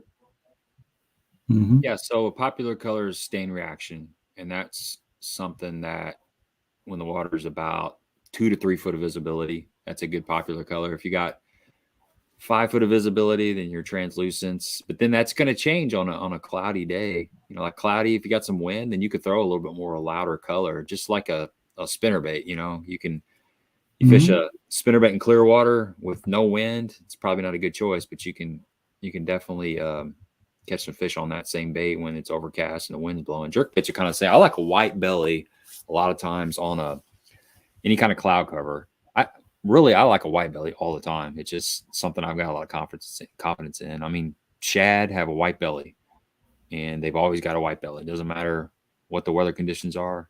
There's a white belly. So for me, I think that, I usually start with something with a white belly, and then you can play with the sides and the top from there. Mm-hmm. That table rock shad's a really good color for whatever reason. I just think it differentiates. It's got a little bit of a different look. If you're fishing among shad, that's one thing. If you're fishing around a bunch of shad, it's kind of two trains of thought. You can match the hatch, but you can also have something that's a little bit bold and kind of contrast the shad, makes it stand out. A lot of times, the fish are going to target that one bait fish that looks a little bit different. You see that on an A-rig a lot. A lot of guys will say with an A-rig, have your center bait a little bit bigger, maybe a different color, your 2 bottom baits a little bit different color. But I think the same thing goes with a jerkbait. A lot of times, if you're fishing around heavy shad, then there's nothing wrong with making it look just a little bit different. And on the flip side of that, if I could only have one color, I'd probably, and I've got every color that I probably don't need, but if I could only have one color, I'd probably throw a bone. That's kind of that stain reaction, isn't it? No, stain reaction's got some of that chartreuse. Does it? In it, yeah. I like this emerald shiner is a really good color. The original color. This one's a little bit different than the old color, but that's been a really good color for me. And then the other one's called bait fish. I don't have it out here, but it's a basically it's a chrome side, white belly, and a black back. That's a really good all around color. That was the one I was going to go. Yep. Mine's a Lucky Craft. I think it's not Tennessee shad. I don't know what it's called, but it's a chrome side, black back, and it is my that's we talk about our go-tos, and that's my go-to. It's caught more big fish for me than any other jerkbait in my box, and it shows. So this Todd asking what's a good starter jerkbait to buy. It's a good question, really, because there's so many out there in the price range. If you want to spend some money, which is easy to do on jerkbait, well, it's easy to do on all fishing stuff these days, but if you want to spend some money and you don't want to screw around, you can't really go wrong with mega bass, but they're $25 a piece. If you want to go on the lower end of the scale, the Husky jerk actually isn't a bad jerkbait. Yep. And then all the other ones we've been talking about are kind of priced in between. I think was that McStick $12, $15? Yeah, it's like $12.99, $13 jerkbait. Yeah, and I think the Lucky Crafts are $15 to $18. Yeah. In general, the jerkbaits are much, much better out of the box than they used to be. We used to have to always weight them and play with them, and in general, they're much better out of the box than used to be. But you still got to be prepared to tinker with them a little bit, whether with hooks or an extra split ring or suspended strips or dots or whatever.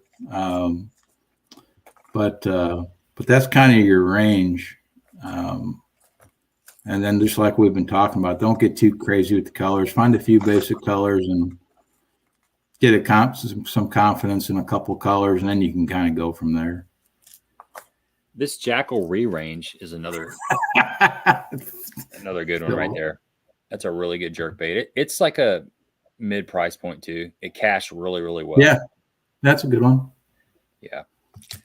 Todd has a question here: slow sink or slow rise? I think you can. Don't buy a jerkbait based on slow sink or slow rise, because it's all dependent on water temperature.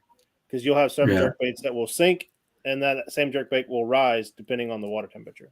And you can. And that's kind of the stunner that you're giving away. You know, Hank Cherry, what was it, 2 classics in a row? That was a key player for him to win the classic on that stunner. But it's a tail-weighted sinking bait, basically, is the way Hank Cherry likes to throw, which is different than a lot of people.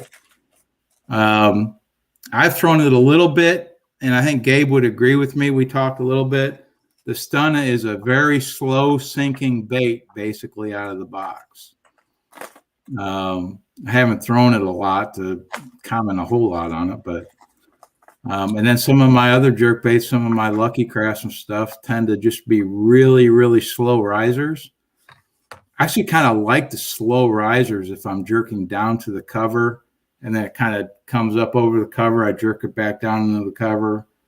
So it kind of depends. It's cover oriented too, depending on what you want your bait to do. But depends on how they'll fast hit it both ways too. If you're fishing if you're on that 10 to 20 second pause and you're fishing over cover, your next jerks may be in the brush pile.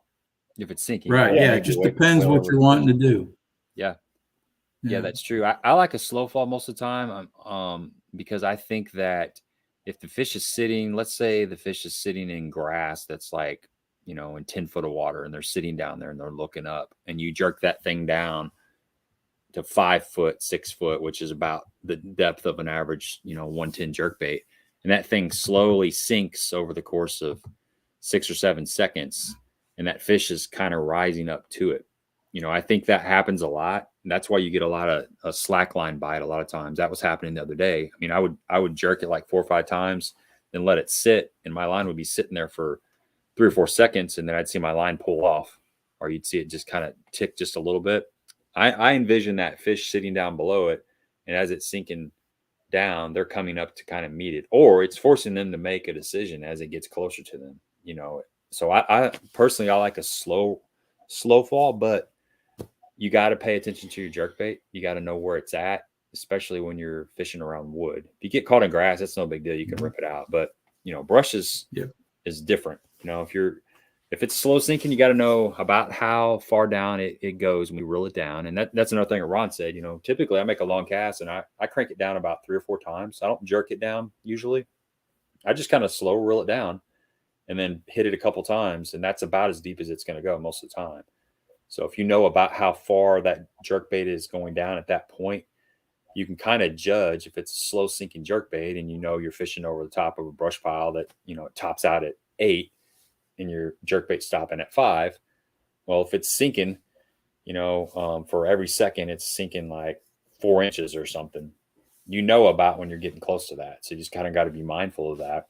And it's that's the deal, really. You know, it's kind of like you know, one thing I always do is idle around and see where the fish are at, because you know, the other day when I went fishing, they were on the bottom. So the jerkbait's not going to work when the fish are on the bottom in 20 foot of water, unless you got major patience and you can throw it out and let it sink for 30 seconds to get it down there, or, you know, or a deep diver, you can get it closer. But a lot of times you want to see those fish suspended, or, you know, they're relating to laydowns or brush piles or grass, something that's up off the bottom. That's typically when your jerkbait's, you know, going to be the bait of choice. And then it's just a matter of how deep are those fish. Sometimes they're too deep to efficiently fish with the jerkbait. That's kind of when your A-rig and stuff will come into play, or an underspin or a spoon.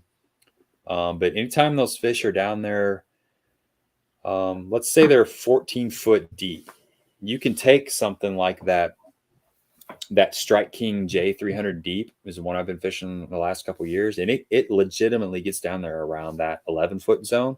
So if you got a fish that's in 14, 15 foot, and you can jerk that thing down there and keep it down there, it's only a fish will move 3, 4, 5 feet up in the water column, no problem, if you keep it in their face and they're wanting to feed. So I think as long as a fish is like in that 15-foot zone and you've got a jerkbait that gets down there to 11, you can still catch them no problem. And then if your grass is in like 8 foot and you got a jerkbait that gets down to about 5, which is what a standard 110 does, I think that's the jerkbait you want to be throwing. So really, it's kind of, for me, it's about idling around and kind of seeing what's going on. And grass is totally different. Grass is like that variable that takes a lot of, if you're on a lake that doesn't have grass, it's really as easy as idling around and looking and seeing what the fish are doing.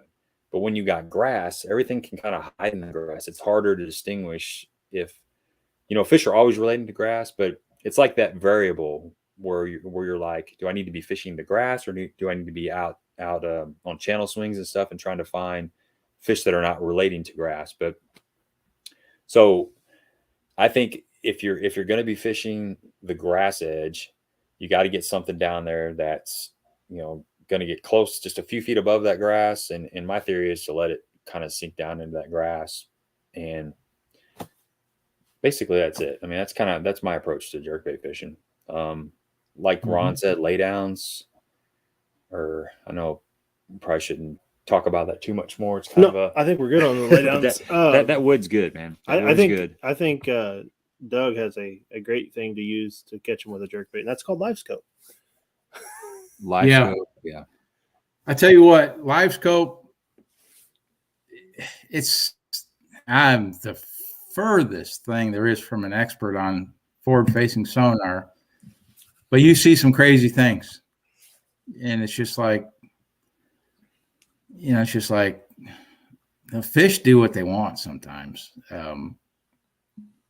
And I think the thing I've learned from live scope is they will move a lot farther than I thought they ever would to go look at a bait. Maybe not hit it, but they will change. They'll move. I mean, they got fins and they use them, and it's changed my perspective a little bit. I try to, we all try to have this mental image of what's going on below the surface of the water.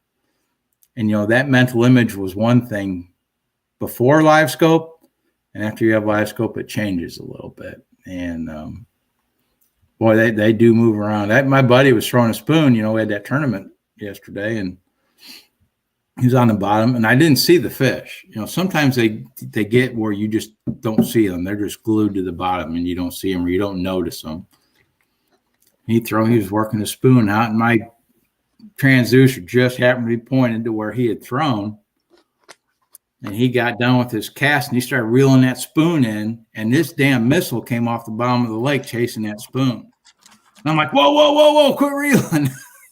and that fish probably moved 20 feet off the bottom up to about 10 feet of water before it finally turned around and went back to its little cubby hole.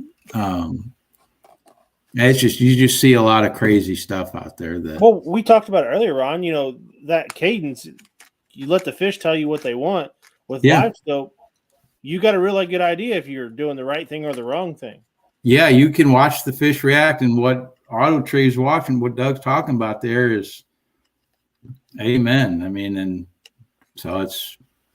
I was thinking I was reading that before you guys mentioned it, and it's. Doug looks like he's pretty in tune with it. Yeah, I was thinking about that yesterday, Ron, when I was fishing. My boat was probably 30 yards away from the grass. And as I was casting, I was thinking there's so much going on between me and that grass line. And I have no idea that it's even happening as I'm casting and jerking. I'm trying to envision what's going on.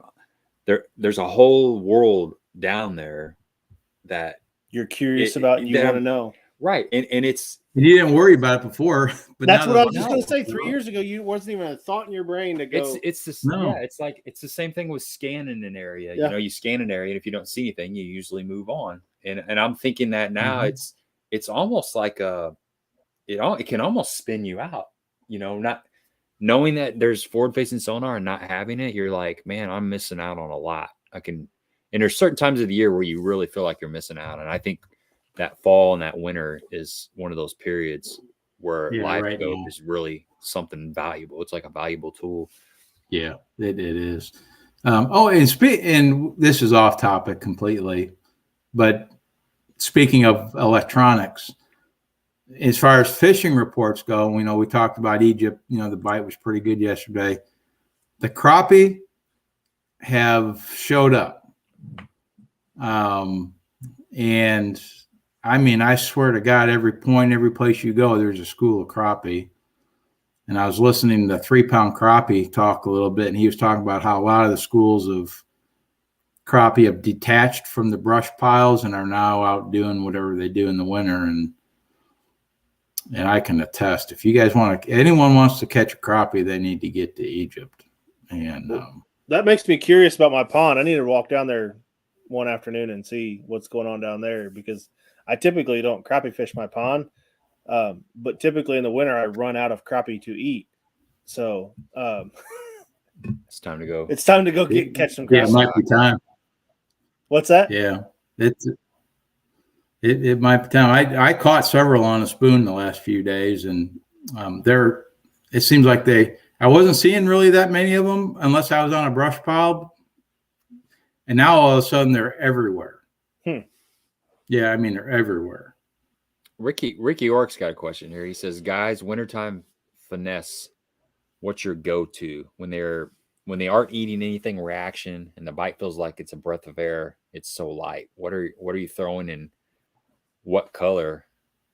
For me, a shaky head is like a 5-inch shaky head on an 1/8 ounce or 3/16 ounce ball head. I like that big bite baits shaky head, and just a 5-inch zoom finesse worm and like a watermelon candy. I feel like most of the time I can always get a bite on even a tough day if I just hit the right areas and commit to that. I'm usually throwing that on spinning gear, like a 7-foot medium spinning rod with like 15-pound braid and an 8-pound fluorocarbon. Like a 7-foot leader of 8-pound fluorocarbon. Just fishing it like super slow, but that to me, if I really, really need a bite, and they're not hitting a jerkbait or something, I feel like I can probably get a bite with that, or a really small finesse jig, something, just a real small finesse style jig with a real small, like a Zoom speed crawl or something on it. That's my two, finesse tactics. I've seen you with that shaky head in action.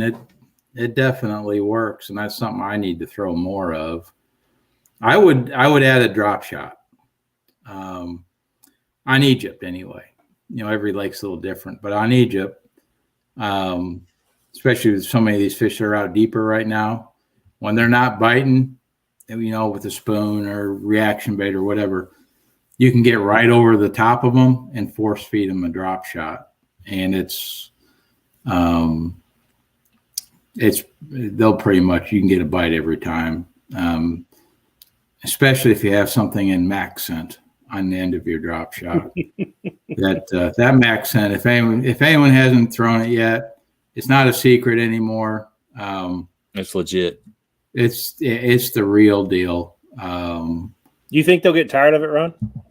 I don't know. It's so much of that, simple baits tend to stand the test of time. Ned rig, Texas regworm. I don't know. I don't know if they get shy of a certain scent or not. They haven't yet. So it'll be interesting. There's a lot of guys that aren't throwing it yet. Partly because you can't get half the stuff. I was stuff. just going to say that you can't get it. So that's probably helping for the guys that do have. That probably applies to a lot of different things, but I can tell you 100%. If you drop on a fish, as long as your boat's not spooking them or anything like that, they just can't not eat it. When we were smallmouth fishing and Gabe saw a little bit of it, but it was really probably a week or two after he left. It was just nothing but spawn. Everything started spawning at the same time. And all my guide trips, all they were is you'd go from one bed to the next. And it was actually kind of boring for me, but the clients loved it. So I'd have them pitch a Ned rig or a regular drop shot with some plastic on in there. And most of the smallmouth are relatively easy to catch. But if you got one that was stubborn, maybe had been caught before, you put the accent down and it was game over every time. If you got it in the bed, it was every time. And I've been experimenting with it this winter out here on Egypt, and it's every time, literally. And if you can see the fish on your graph and you can drop to it, you can get it to bite. It's like live bait. Yeah. It's basically live bait. Yeah. Yeah, I agree. I've seen Jerry. I've talked about this before, but I've seen Jerry catch fish behind me doing almost the same thing, dragging something super, super slow. And he was throwing that max scent. I think it's called the creature hog on a hard head. Yeah. And it seems like the slower you're fishing, the more critical that max scent is, or power blade. Scent matters. I'm a firm believer in scent. Oh yeah. But I think it matters more in certain situations. When the fish are aggressive and they're biting good, I don't know that it matters. But it probably doesn't. When they're in like a neutral mood or negative, I think it can make a big difference. I mean, it can take you from catching 1 or 2 fish to 10 or 15 fish in a day. For sure. On a tough day. Yep. See if we got any more questions here. And Andy Leonard, what color accent should I get? Anyone you can get. Well, that's the truth. That's the truth. Anyone? I got some flatworms finally. I got some flatworms. Did you? Yeah. A guy gave me a pack. Oh yeah. You could probably sell those on eBay for $25. I know, man. You can get you a I'm serious. for a megabass. You had Boom Boom on the show last time or 2 times ago, yep. Fred Rumbanis. And he had called Jason Shoddy, the guy we stayed with up in Mille Lacs, and they're buddies. And before they went over to, I think MLF was going to the Great Lakes. I think it was Sturgeon Bay, maybe. I could be wrong, but anyway, that's what he was looking for. And Boom Boom was scouring the country trying to get those things. Here's a top of the line pro, and that's how hard that stuff's been to get. Mm-hmm. Nicholas says he's seen flatworms in many places now. I heard they were starting to get some of them back in stock. That's what I heard. I haven't looked for them. Okay. I haven't looked for them for a while, so maybe they've caught up a little bit. It's kind of like the fire crawl for the jackhammer. Buy them now, guys. Buy them now. Yes. Don't wait until spring. Yeah, don't wait till February when you start thinking about your March and April trip. Right. Yeah. John Eubanks says, talking about scent, do you spray scent on your jigs? I don't anymore. There was a time when I used to carry Bang. I think I've still got some Bang in my boat. I don't use it, but I do use the spike it markers quite a bit. I just a little bit here and there, just kind of add a little bit of contrast on the tips, especially in the winter. I think it makes a big difference in the winter for sure. Cold water makes more difference. The spawn. I'm still I'm sorry. No, go I'm ahead. still old fashioned. I'll take my pork rind and soak it in I'll spray Bang or even anise oil or whatever in my pork rind jars and just let it, and just that's what it sits in. And I feel like that makes a difference in the cold water. Tipping my jig with pork, which is available, by the way, now just about everywhere. Tackle Warehouse is carrying Uncle Josh again. Have you bought any of the new pork rinds? Do they look the same as the old ones? Yeah, it's basically the same thing, only it's just more expensive. Okay. And instead of 4 a jar, you get 3 a jar. Huh. So I heard it wasn't as thick. Is it still just as? Mine look almost identical, and it's the same thing. You'll get one good one out of the jar, and then two are, you got to doctor them up to get them pliable, which is the way Uncle Josh has always been. But I read something the other day. Some guy was putting meat tenderizer in to loosen them up. I've never done that, but I might try that. Get the old meat mallet out. Yeah, I mean, a lot of times I'll put it on a jig and then you just beat the water with it and literally loosen the thing up. They're always better. Yeah. Well, I still got some teeth. I guess I could. Not for human consumption. Yeah. Ricky says, take a spot remover 5/16 ounce shaky head and pair it with a watermelon purple baby brush hog. I might try that tomorrow. Yeah, man, that's one of my favorite shaky head baits is a baby brush hog. That and a Zoom speed crawl. Those two are old speed crawl. Man, that speed crawl works on everything. Anything you can think of, speed crawl. It doesn't work. It doesn't work. Nicholas says use the creature hog as a trailer. Yeah. It's a good trailer. It's a good all around bait. It's such an ugly bait. The colors on the colors are kind of matte on most of that Max Scent stuff, and they don't look like much, but even the baits look terrible. Like they're nothing fancy. Yeah, they're not fancy. They're a profile bait. Yep. They just have the right profile, and they've got that scent, and the rest takes care of itself.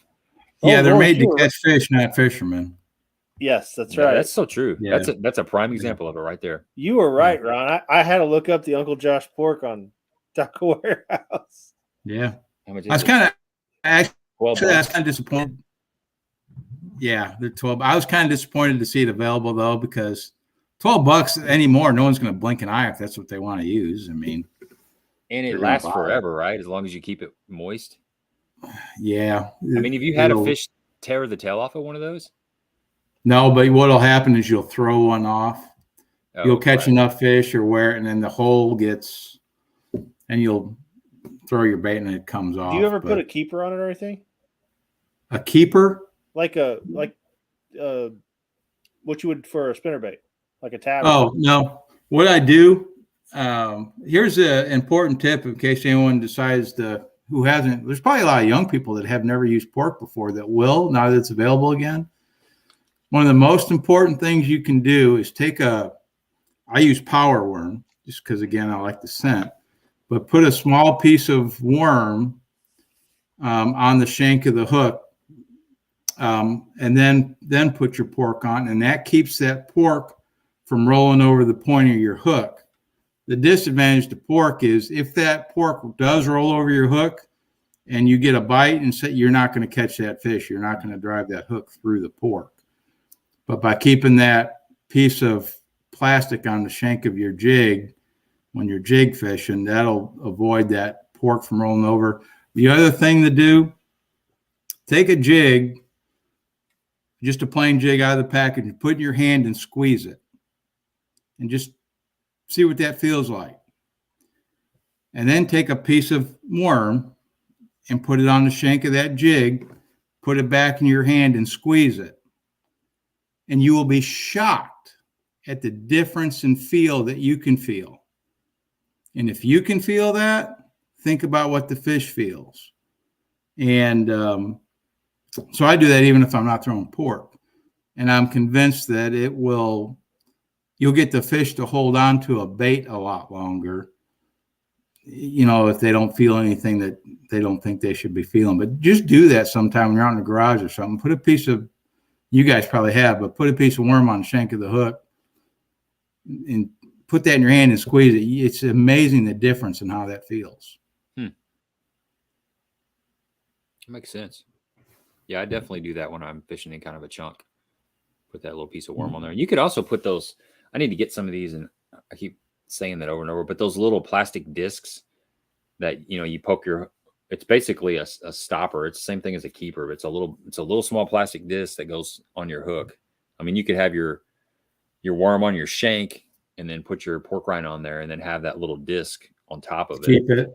And you would never lose it. Just keep some slack in there so it can have the action that it needs, but you'd probably never lose that pork rind. I bought one of those a couple years ago. They were Taco Warehouse had their Christmas sale, And what you're talking about, those little discs, there's a little tool for those little discs. And that was one of the best purchases that I've ever made for spinnerbaits. If you're putting a trailer hook on a spinnerbait. That's a good idea. Yeah. Instead of the old tubing. Well, yeah. So this disc, there's like a little tool, little aluminum tool that's got a hole punched in it, or 4 or 5 holes punched in it, and you can load that up on that tool, those little discs, and they just pop right in. And you can, that way you can center it up. You don't poke your finger or anything like that. Just slides right on, and that trailer hook allows that trailer hook to swing freely.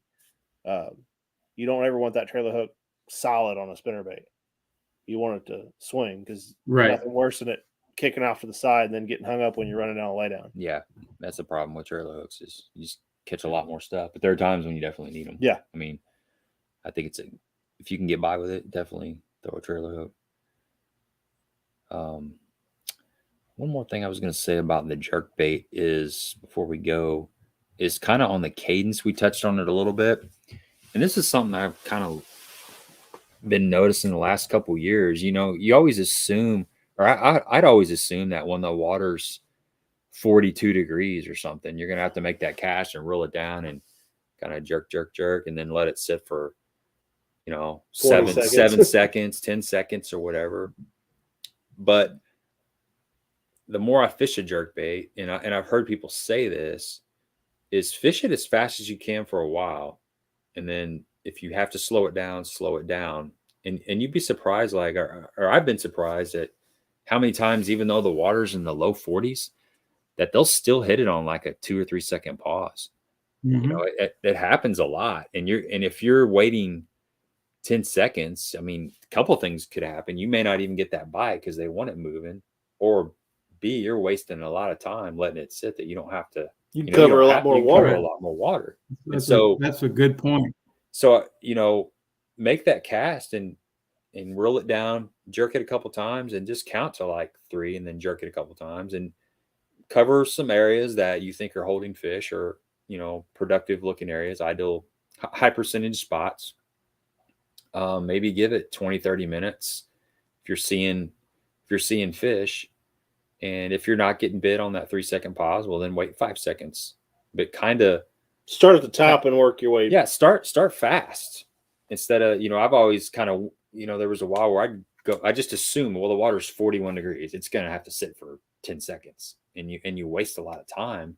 And sometimes you'll notice that when you're reeling it in after you've let it sit, sometimes the fish will get it.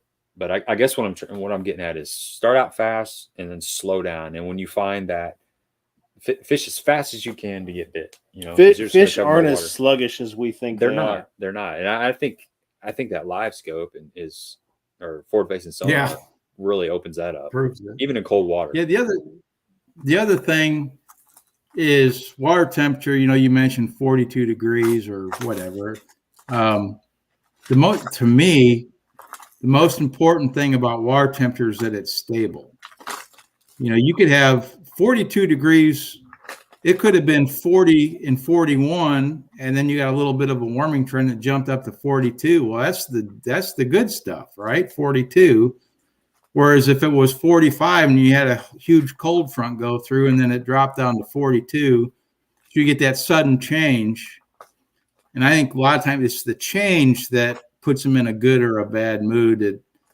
But 42 just in of itself doesn't necessarily mean that they won't be active. The only thing I've noticed is when we get some really cold winters, when the water gets below 39, I struggle. And it seems like that 39 for me is some sort of magical number, and that may be more in my head than anything, but 39 above, if they're biting, they're biting. 42 is that number for me for whatever reason. I feel like which one? 42 for me. 42 is that 42? water temperature number that below 42. It seems to be really tough for me. I don't know why. Well, I do know why, because I've had a lot of days where it was below 42 and it's been super tough. But I think you're right. It stable weather, and if there is kind of a front coming in, if you've got snow on the horizon and you're out there fishing, it's just like any other time of the year. Those barometric pressure changes matter when the water's 35 degrees, and they matter when the water's 85 degrees. It's no different. 100%. Some of my best days fishing have been when it was snowing.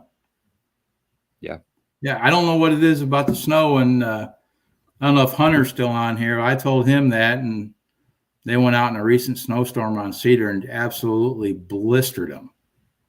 Yeah, every time that I'm working and it's snowing, I think about going to Cedar and just wrecking them. We wrecked them at Egypt in the snowstorm one day on top water. I believe it. Yeah.